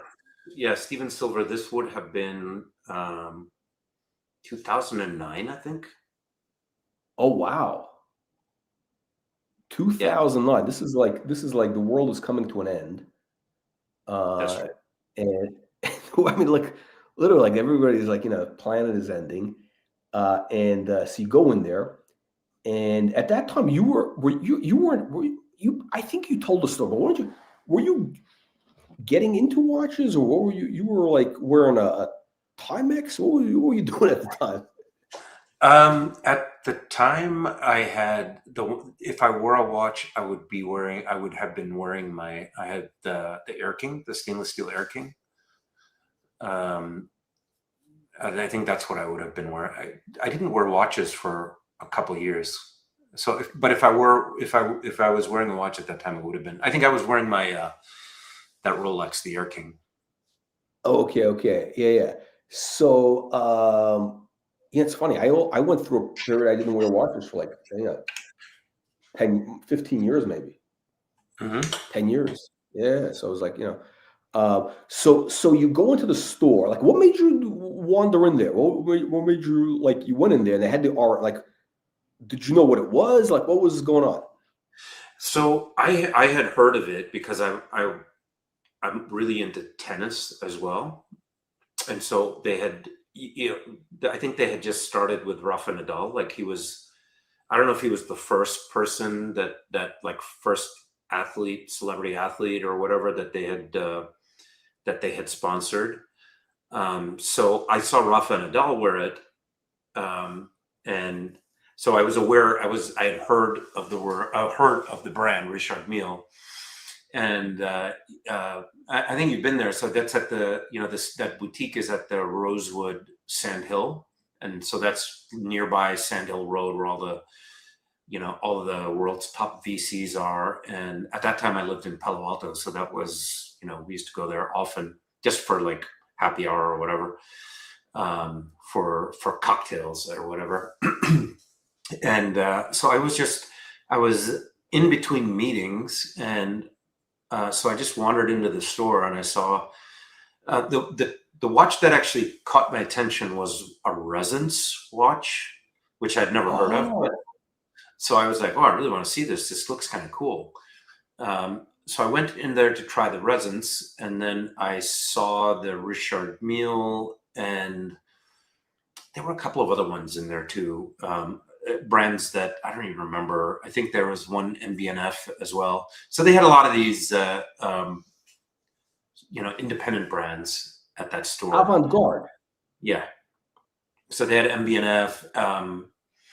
I don't think they had any Patek or AP or Vacheron. I don't think they had any of those at that particular store. Okay. But they had that RM, so I tried that, and I remember that was like 50 grand, Which is crazy. I mean, it's a crazy amount. Which was insane. Yeah, 2009. That's right. And I was like, what kind of an idiot would spend $50,000 on a watch? Here you are. Forward 20 years. So.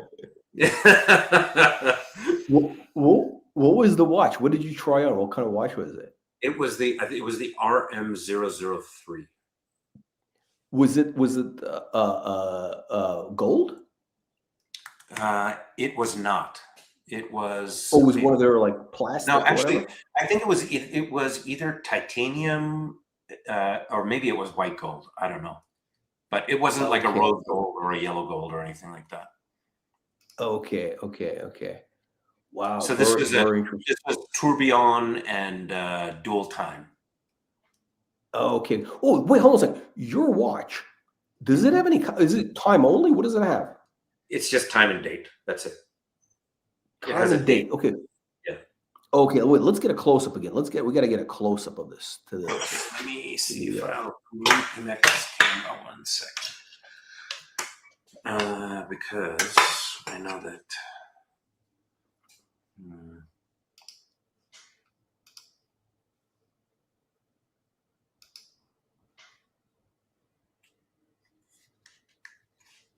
Let me see if I can. There we go. I think it'll focus. It'll focus. Yeah, wait. Zoom out. There we go. I think it'll focus in a second. Oh, okay. I don't know. Maybe not. Maybe it's too close. Yeah, I think pull back a little bit. Yeah. 1 second.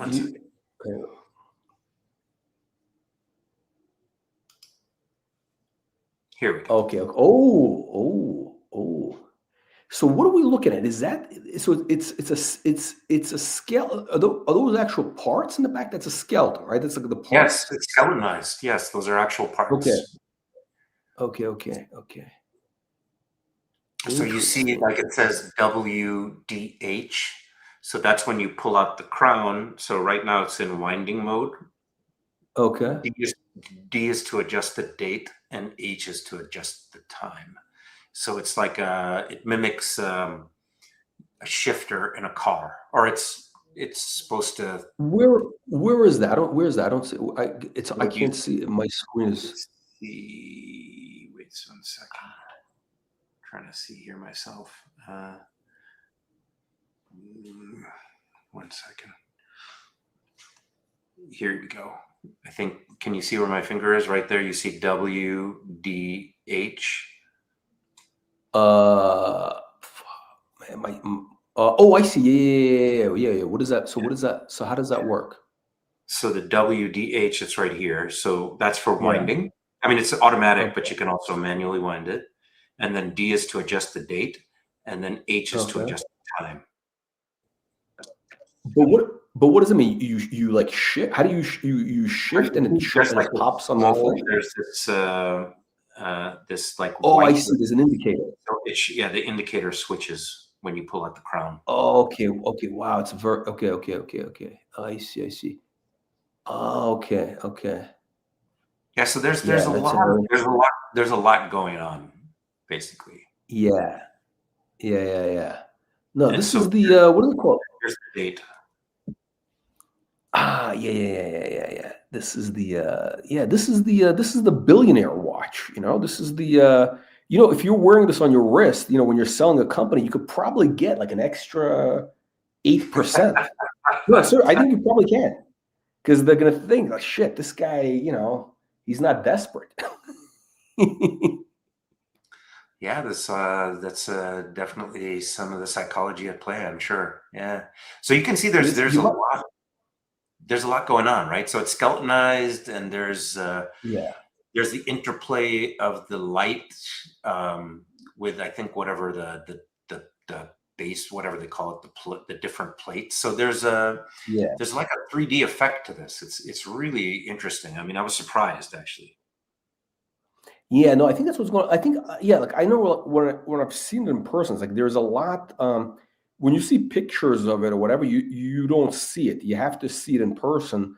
Then you get a lot of like, like every time you look at the watch, you're going to see something different, right? Because there's always different like angles. You see there's depth. There's a lot of, you get a lot of like, entertainment value from it, basically. Yeah, and even the numbers kind of have it's like there's a 3D effect. There's some depth to the numbers when you wear the watch, and when you look at it. It doesn't come through. It's not coming through on the camera, but you'll see it in person.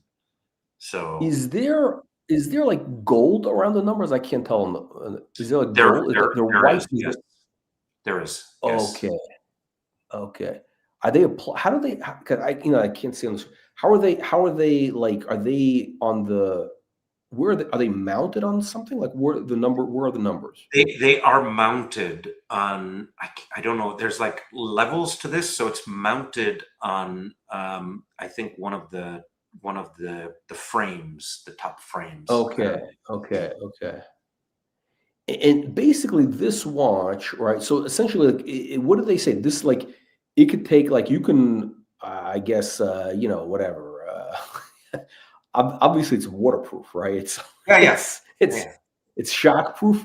What's the like? I think it could take a beating, right? Like the watch, like you can play golf with it, right? It can. Yeah, it can. I think what they were saying is that when Richard Mille first came out with it, when he was trying to market it to retailers and people to pick up the watch, he would throw it to the ground, throw it against the wall pretty liberally. So, yeah, I mean, obviously, I'm not going to test that theory out, but yeah, it's pretty robust.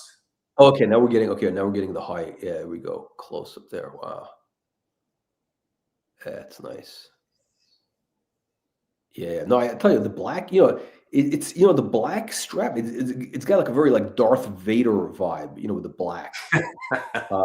Yes, I mean you could, It's, by the way, can you change the strap yourself, or do you need a tool? Is it like something? You need to remove both of these screws, and it's a special. And what they say, and they say it in the documentation, but then they say it when you buy it, that if you try to change it yourself, and you get if you get straps from somewhere other than Richard Mille, it voids the warranty. Oh. Wait, hold on. If you try to change the strap yourself, or if you get what avoids the warranty? If you get a strap from someone other than Richard Mille directly, and if you try to change it yourself, because the tool is proprietary as well, so that it'll void your warranty. Okay, so basically, if you want to change the strap, even to an RM strap, you basically have to go back there. Yes. Okay. Oh, this gives you, so it's like, okay, that's, I mean, I don't think they mind you changing a strap every couple of months. Yeah, I mean, so so they have the special tool. Frankly, I wouldn't even want to try it because I wouldn't want to scratch it No, or yeah. No. it seems No, a you bit go back there. I mean, you go back there. You get the whole champagne experience. You know, the whole. You get the. the champagne You get showers. the whole thing. Yeah, you get the. You get the more. You get the baseball cap. Yeah, Uh, yeah. No, this is nice. Wait, do you still play? Do you play tennis? I do. Yeah, You do. Are you good? I used to be better, but yeah, I'm pretty Okay, decent, okay. surprisingly. Okay, Still, so you could, I mean, you could wear this watch, play with a white, with a white rubber strap, playing tennis, with what's his name, with uh, what the Larry, what's his name, Ellison. Larry Ellison. Yeah, yeah. I You think could he actually discuss some of his played with. hobbies. Yeah, yeah. He can. He does You that. know, Yeah, be- let's get to some of the let's get to the audience. I think I missed some of the we got all the aristocrats. Okay. Uh, we got Baron Bone. We got Baron Pavel. Okay. Positive reviews. Positive reviews. We got let's see, Baron Ray. I think. Oh, you're talking about Simone. They don't have enough offerings. They need more time to become. Yeah, right. Yeah, because they only have basically Simone Brett, right? I think that we talked about this before. Is like, I think the issue with some of these independents is like, the guys that only been around 10 years. You don't know.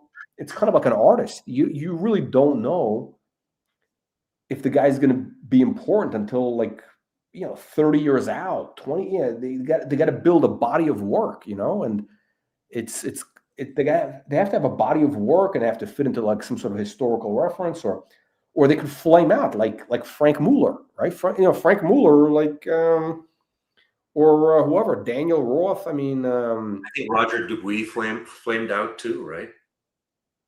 yeah. Actually, no, Daniel Roth, I think was. I wouldn't say he flamed. Was kind of like, I think he was, but the business was the business. I think he sold it, and then they kind of did like a. Who I think it's owned by LVMH now, right? Daniel Roth owns Daniel them. Roth. Yes, that's right. It's owned by LVMH. Yes, that's right. And I they're think it's owned trying. by one of those guys. But yeah, I think no. I tell you, I think this is a much. I think this is kind of the better on multiple levels than the Simone Brett, I would say. For especially with everything you got going on. What was so now? Wait, the what's the color of the forehead? It's black, right? Black. You mean mine? Mine is red. Oh, it's red. Yeah. Wow, I thought I thought you'd have a black one. I thought it's No. You gotta do the red. okay, red. Just basic red. Well, it's not really a basic red, but it's red. It's what's the interior? Tan. Oh, okay. It's the classic. It's the classic Ferrari look. All right, you don't the class. Yeah. Okay. So I thought it was black because that would match the watch, the whole the whole like Darth Vader type of thing. Yeah, I have nothing against black. That's beautiful color, but it's the red is a very nice red. Yeah, I would never drive a black car actually because it's like it's very. I know for some reason people in California love black cars. I don't understand it. It's like you're living in the sun, and it's like it's just like I don't understand the idea of a black car unless you're like. My mother did not like black cars either. She was superstitious about it. I can't remember what her issue was, but maybe it's a demon attractant. No, I basically I don't like black or white. I think either of those colors, like it's too too extreme. They're both too extreme. Hmm. Like either get dirty. It's just it's I don't know. Just I don't like those two colors. Wait, so red. What's the red? Is it the classic? It's the classic Ferrari red. It is classic Ferrari red. Yeah, I can't remember the exact Ferrari. I'll tell you in a second. Ferrari. Guards red, I think they call it. No, that's Porsche. It's Guards red. Oh, okay. They have a different name for it. It's a very Italian color. Rosso Corsa. Rosso Corsa. Oh, okay. Racing red. Wait, what's the fastest you ever driven it? 140. On a track. 140 Yeah, on a track, of course. Wait, 140. Wait, now for how long though? How long was it at 140? I was probably at 140 for I would say maybe like a good minute and a half. It felt longer than it was. Let's put it that way. Oh yeah, it's scary. Yeah. Well, those tracks are banked, so it's yeah, it is. Yeah, it's you gotta really be paying attention for sure. Yeah. Did you have a helmet on in the car? You have to wear a helmet on tracks. Yeah. Okay. But when you're on the track, how often have you taken it to the track? I've just done it once. Oh, okay. And that was really to to put it through to just see what it's like unrestrained. Okay, you have to. Of course. Wait, is it manual? Is it what is it? It's a manual or what is it? It's what's called double clutch. So it's really automatic, but you can shift the gears. Okay. You have the benefit of both. But for purists, they would not consider that manual car. But it's called a double clutch system. Okay, it's the modern thing. It's not the floor shifter. It's not the Yeah, it's what the F1 drivers use basically. Right. Yeah, I don't know. People are getting. I think. Yeah, it's kind of like what is it? But people, I think people are getting into that manual. But it's like an old fashioned technology. I don't understand it's kind of like this. I don't understand the appeal of it. It's a very retro type of thing, I guess. The manual. It is. It's weird. My son and his friends are really into manual cars. And so he got one and I was driving it and it's fun. It actually, because I learned on manual car, like driving manual, like stick shift. And so, really? Yeah. Wait. We're the same age. You grew up in America. Mm-hmm. Who is driving manual cars in the 80s or 90s? I mean, this is. So when we were doing, how you would go for like those, at least we would go for like driving lessons, and the person that had the driving, so the person that the guy that gave the driving lessons had a manual car, had a stick shift car. Oh shit! Oh, so you had to. Oh, he didn't have an automatic car. You had to learn on the manual. No, my parents had an automatic car, but I had to learn. So part of that drive, the guy that had it had a stick shift. So had the manual. Okay. Wow. And then because I remember. Sorry, go ahead. No. Keep wait. No. And then I have a ton of family. I have a ton of family in Pakistan. And in Pakistan, up until fairly recently, manual cars all manual. were. Yeah, that's right. Yeah, everywhere, like in Europe. Yeah, no. I mean, I learned on automatic, but then after that, I thought, wow, it'd be kind of cool to learn how to drive the stick shift. And I took some lessons. Like, this is not for me. This is like bullshit because traffic and the whole. It's just. This is not. What do I need this for? It's like I stopped doing it. I stopped getting. It's fun. It's fun now after many years, but like But see, now you have you can use your phone, hands-free speakers, and all that. I remember, when you still had cell phones, and you had to like, actually use like talk on the car and talk Yeah. and put it to your ear. You couldn't drive a stick shift and use that at the same time. So, um, so that's because my brother had a stick shift car then. It was like an Audi A4 or something. It was a beautiful car, but yeah, it was too difficult to. Yeah, I couldn't multitask basically, which The turns out is a bad A4. thing, anyways. What the A4? Was it the cabriolet? It was not. It was. It was not because the Cabriolet is the convertible, right? No, it was not a convertible. The sedan. It was the sedan. Yeah. Okay, yeah, because that's why I had the A4. A4. That was my favorite car, the A4 Cabriolet, like 2005. Yeah. So this was the A4, and this was the Quattro, so the all-wheel drive fun car. Yeah, the seats. The seats were so comfortable. It was such a great car. It just they just start falling apart after like I think once I got to like around 100,000 miles, they just start like it just things become very like all of a sudden everything starts going bad on the Audi. Well, Audi went through a death spiral because they had a lot of crappy quality, and then I think that A4, the same era that you bought, that's when they started doing really well, and the A4 actually the comeback sold really well. Yeah.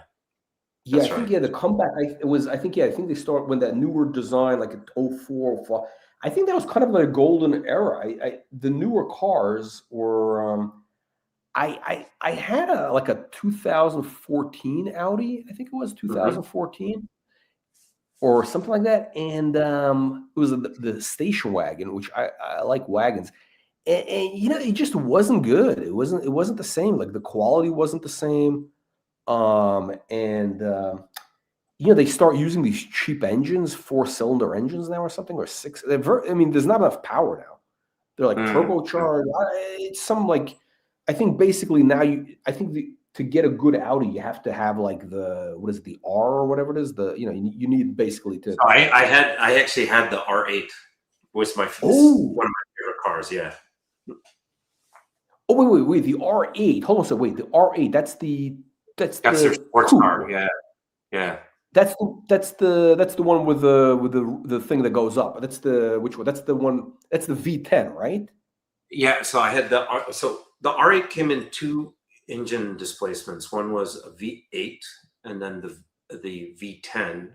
I had the V10, and I had the Spider, which was the convertible. Oh, okay. That's the Iron Man car. The Iron Man car. Yeah, the Tony Stark. Although I don't know. Did he have a convertible in that movie? I can't remember. Yeah, but yeah, it was, and I think that's still one of my favorite cars. It's such a beautiful car. Okay, and but there's no trunk space. That is true.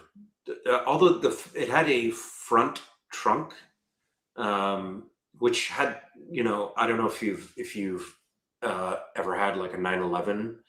Like 911, the trunk space it actually has quite a bit. It has a lot more space than you would think. And the R8 had maybe not the same trunk space as the 911, but it was more than you would think. I mean, it wouldn't like it would fit more than a handbag. Like Lamborghinis, it's like ridiculous how little space they have. So yeah, but I mean, look, you could basically fit 2 hand carry bags. Like if you wanted to go to the airport, you could fit your hand carry in there. That's pretty much it. Okay, not a roller. We're not one of those roller bags. Carry on roller. Oh, you mean like a check-in, like a big proper? No. The bag you bring on the plane. What do you call it? Yeah, no. You could fit. In fact, you could fit 2 of them in there. Yeah. Oh, okay, interesting. I'm surprised. Okay, but yeah, not a golf bag. Okay, we got the Green Rush. Green Rush is an honorary Duke. He's saying, what is your favorite? Oh, this is an interesting. So at this point, what is your favorite watch and why?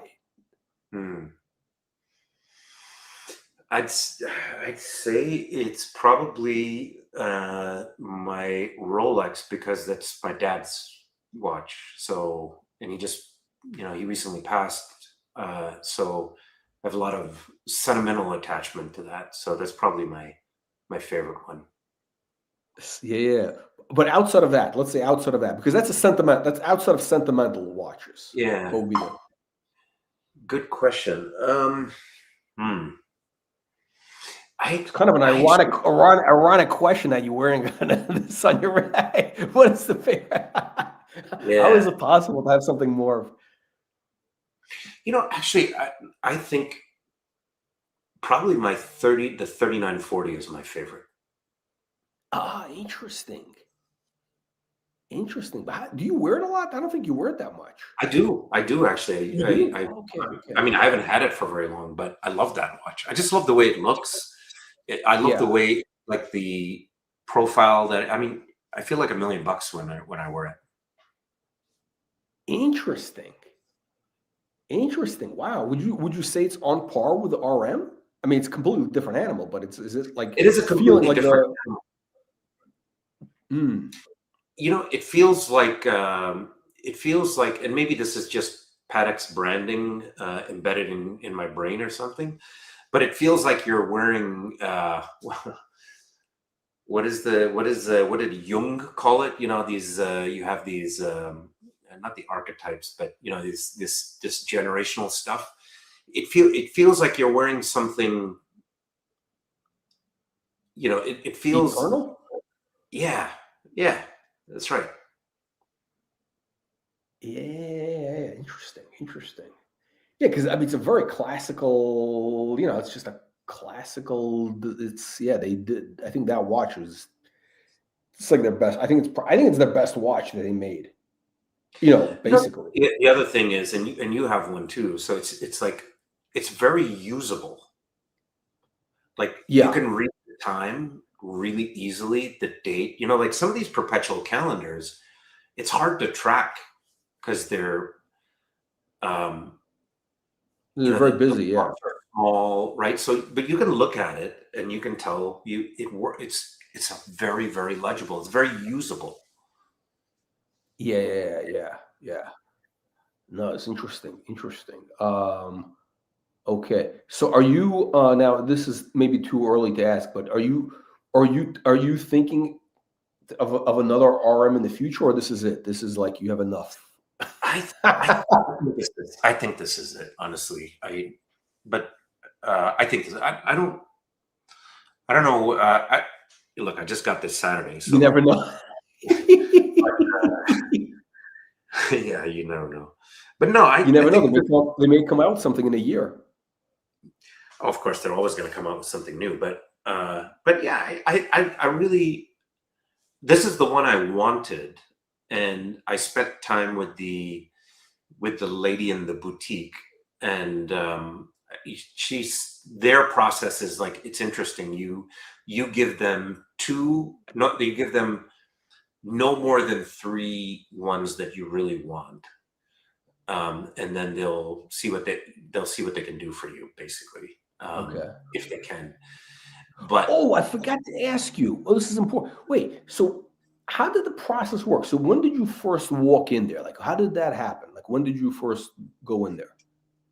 it wasn't even 6 months ago. Like 6 months. Okay. So you walked in out of the blue. I mean, you randomly walked in, you called up, you made an appointment. How did what happened? I walked in. It was in on Rodeo Drive.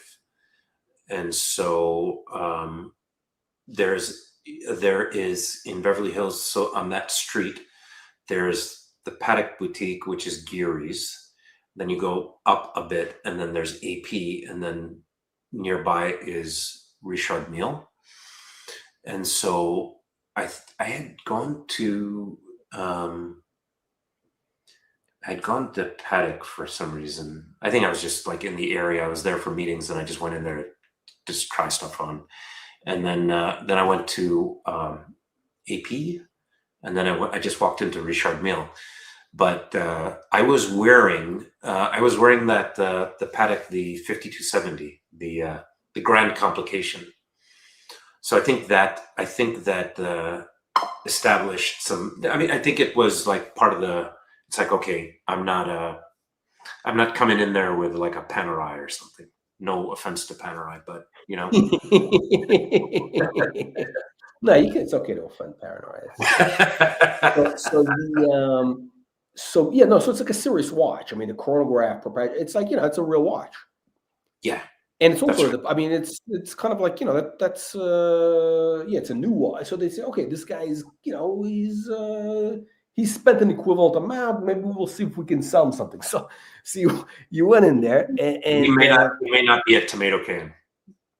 Did they have to do? Did they do like a whole interview with you, or like how was what did they ask, 1,000,000 questions, or what was the process? They didn't ask 1,000,000. They did ask questions, and what they wanted to so they asked me what I did, just they were subtle about it. They asked me what I did. So, what other watches, they asked, what interests you in the brand? Are you a collector? What other watch brands do you have? What do you like? And so they asked, like, okay, what did you like? What did you like about this watch? What did you like about that watch? Just kind of getting to know you. And then I noticed, and then I noticed, so after I left, the lady at the store texted me and asked me, well, do you have a social media presence? Yeah. Did she ask if you're a duke? So she didn't. No, she did not. Because at that, I don't think you had. What's the word? Not knighted. There's like that term. I don't think you had. I don't think I had ascended to the ranks of dukedom at that point. No, 6 months. No, I think 6 months would have been in June. No, June, I think. Yeah, that was 6 months ago. It was May or June. Yeah, May, June. Yeah. Yeah. No, I think you were. No, I think you were a duke by then. Yeah. No, you were. Okay, but I didn't. It was the other guy that wasn't. What's his name? William, and what's the other guy? The brother. Who's the brother Andrew. of Trump? Andrew. Andrew. I'm surprised he hasn't reached out to us, because this would be, a relatively, cost-effective way for him to regain his status again. Because I don't think he's going to get it any other way. Yeah, I mean, especially when you get the Jeffrey Epstein desk. Oh yeah, that's right. Yeah, this is very close. This is like 1 degree of separation now. We're gonna have to get Andrew to come on. Wait, so she asked you about the social media? She asked if you have social media. She asked me if I had social media, and so I sent her my Instagram. I sent her my Twitter and my LinkedIn, and then I noticed that they had looked me up, that there were 3 different RM people looked me up on LinkedIn. Oh my God, it's a whole. Wait, you're on Instagram? Mm-hmm. And what do you have on Instagram? What do you do? I have nothing on Instagram. I have nothing on Instagram. Okay. So, but what my own research, when I researched this, what I had read was that if you look like you're a watch flipper on Instagram, that they consider that, like all these guys like Patek and RM, they consider that like a red flag. Yeah. Okay. I see. Interesting. Wait, on your Instagram, do you have any pictures or no? I don't. I used to, but I don't. I stopped doing that a long time ago, actually. Okay.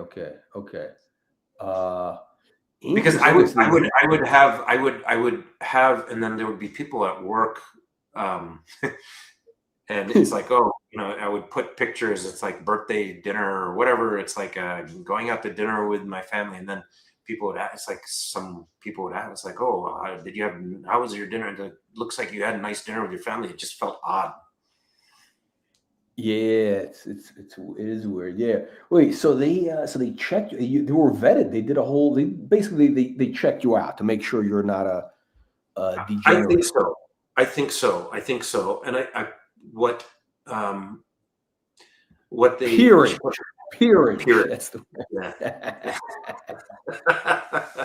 Yeah. What they told me is that that RM, all of these guys, but RM in particular, had begun to crack down.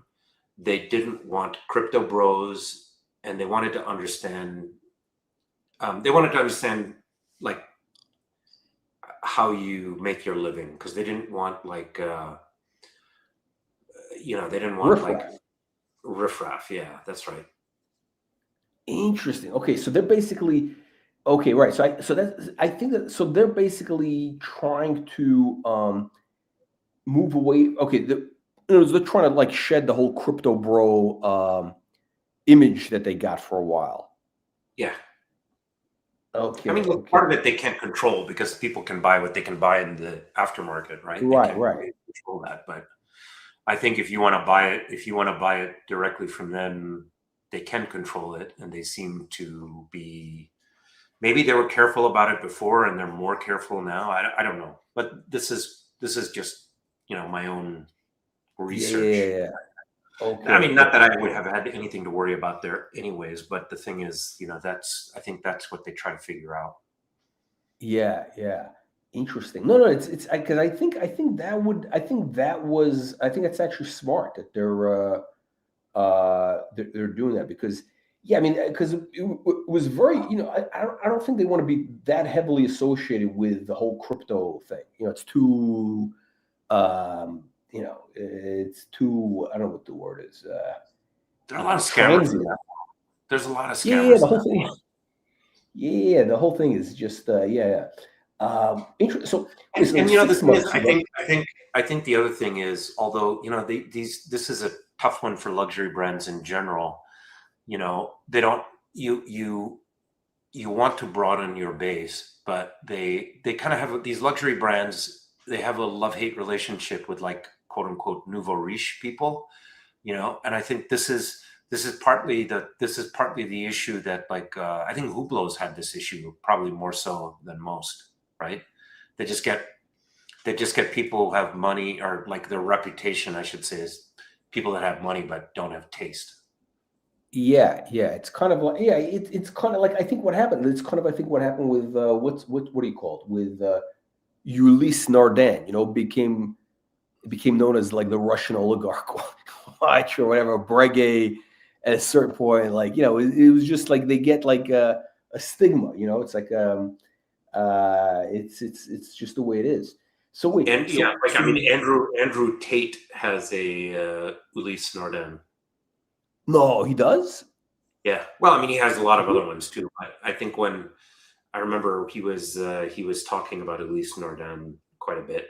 Wow, it's very strange because like Ulysse Nardin has been so off the radar. Like that's like that's like from a Russian oligarch circa 2010 or something. Like pre financial crisis. It's wait. So did they bring you back in a couple of times, or like how many visits did you have to do? Did you have to like go through this little like song and dance like AP wants to do, or nope. I only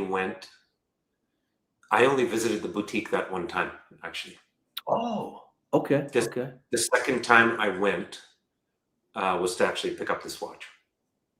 Oh, wait, hold on a second. So you go in there one time 6 months ago, then last month, a couple of weeks ago, they invite you to a dinner, to a sassy dinner, and then so that was the whole process. You didn't have to go through a whole like back and forth, getting to know you. It was just boom, wow.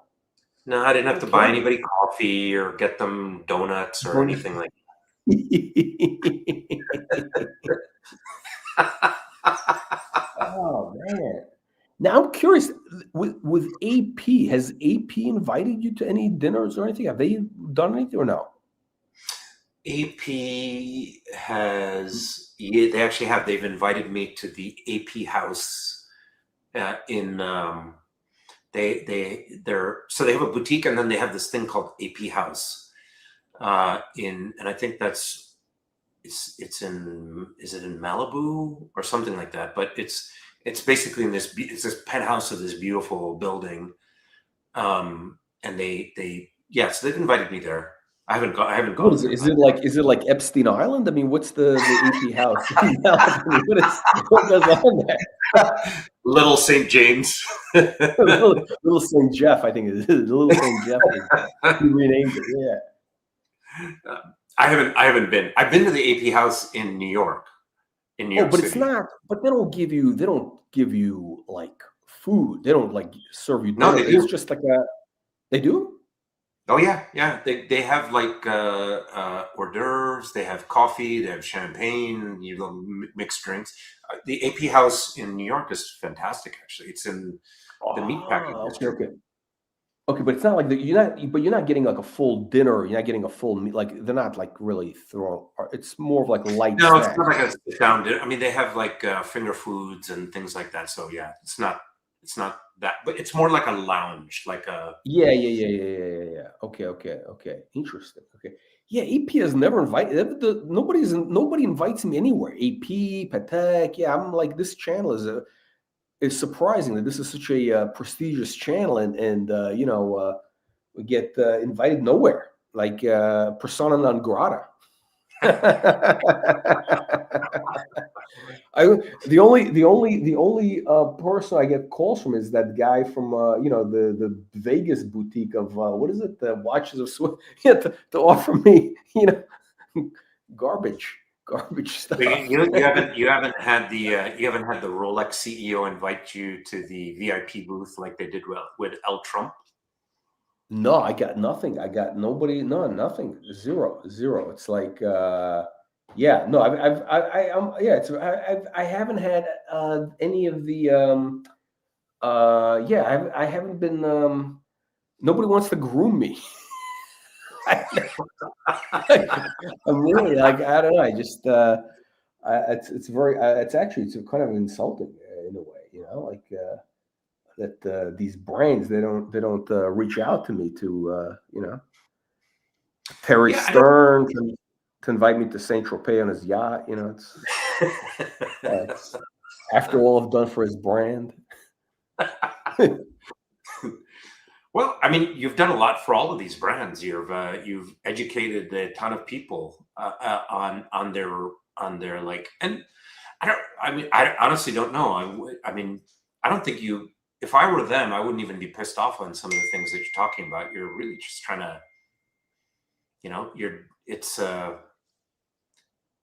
they can learn from it as well, frankly.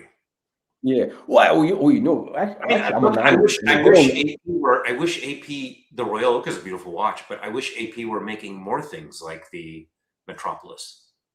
They need to get back to that era, right? Yeah, I don't think that's going to happen. I think they're like, they're stuck in their whatever. Listen, whatever. These guys have, you can't blame them if something is working. It's they gotta keep doing it, right? It's kind of who knows with these companies. It's they all have their own kind of idea, and God bless. I think Patek is coming back to a more kind of classical sensibility. At some point, I think they're gonna get there in the next year or so, or whatever. But But even with that, listen, there's just so much stuff out there. It's kind of like I don't think we're in any. I don't think there's any. I don't think that anybody's like starving for more new watch releases. Like there's no. I don't think people are like, wow, this is. I wish there's something new came out. There's just so much good stuff out on the market as it is, you know. I agree with So, you. Like, yeah, I mean, yeah. So I worry. Yeah, I agree with you. I wish them the best, but like I look at AP, their core Royal Oak is still a great. It's a beautiful watch. I think we've talked about like the 41 millimeter is too big. But like the new stuff that they came out with, like the perpetual calendar and the 38 millimeter, it's like I think those are beautiful watches. What I don't understand is like the rest of APs, like the code 1159. I mean, it just doesn't do much for me. And then that remaster watch, which is kind of the yeah. brutalist. And then like the Royal Oak, the offshore and the concepts. I mean, like the concept, are they trying? If they're, it's almost like they're trying to compete with the Richard Mille with the concepts, but they're really, I don't think they really are actually. I don't get their. I'm a product guy, right? I'm a technology product guy, so I think in product terms. I don't understand their product lineup, their philosophy, but that doesn't mean it's bad just because I don't understand it. But it just kind of, it doesn't make sense to me. Oh, you know, it's interesting. I didn't think of that, the concept thing. That is actually kind of like an RM, like wannabe, basically. It is that Yeah. is kind of, it's exactly, I never quite thought of it though, but that's exactly what they're doing.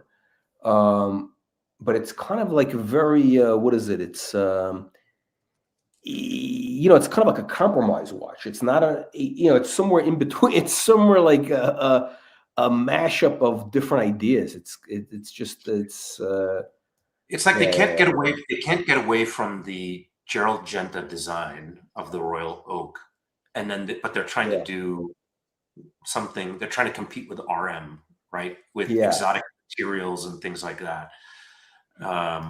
Yeah, so that's because I'm trying to understand like what are they trying to achieve, because they've got the Royal Oak, then they've got the offshore, and they actually have the Royal Oak divers, which I just think are hideous, and then they have the concept.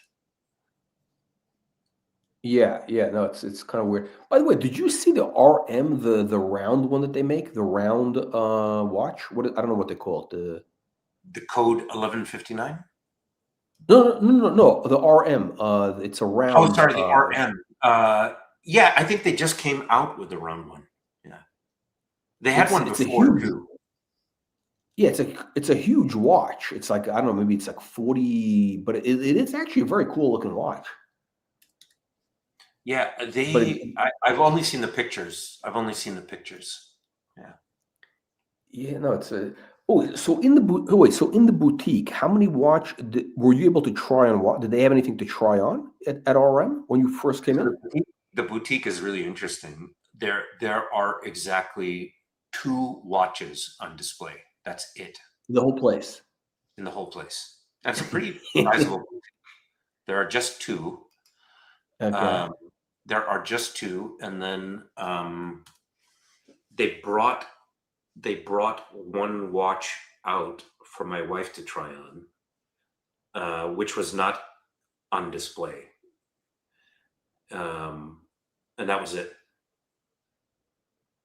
Okay. But they have to. I mean, you know, they have to. Obviously, in the back, they must have like 20 watches. They got to have it. That's you know, kind of ridiculous to only show 2.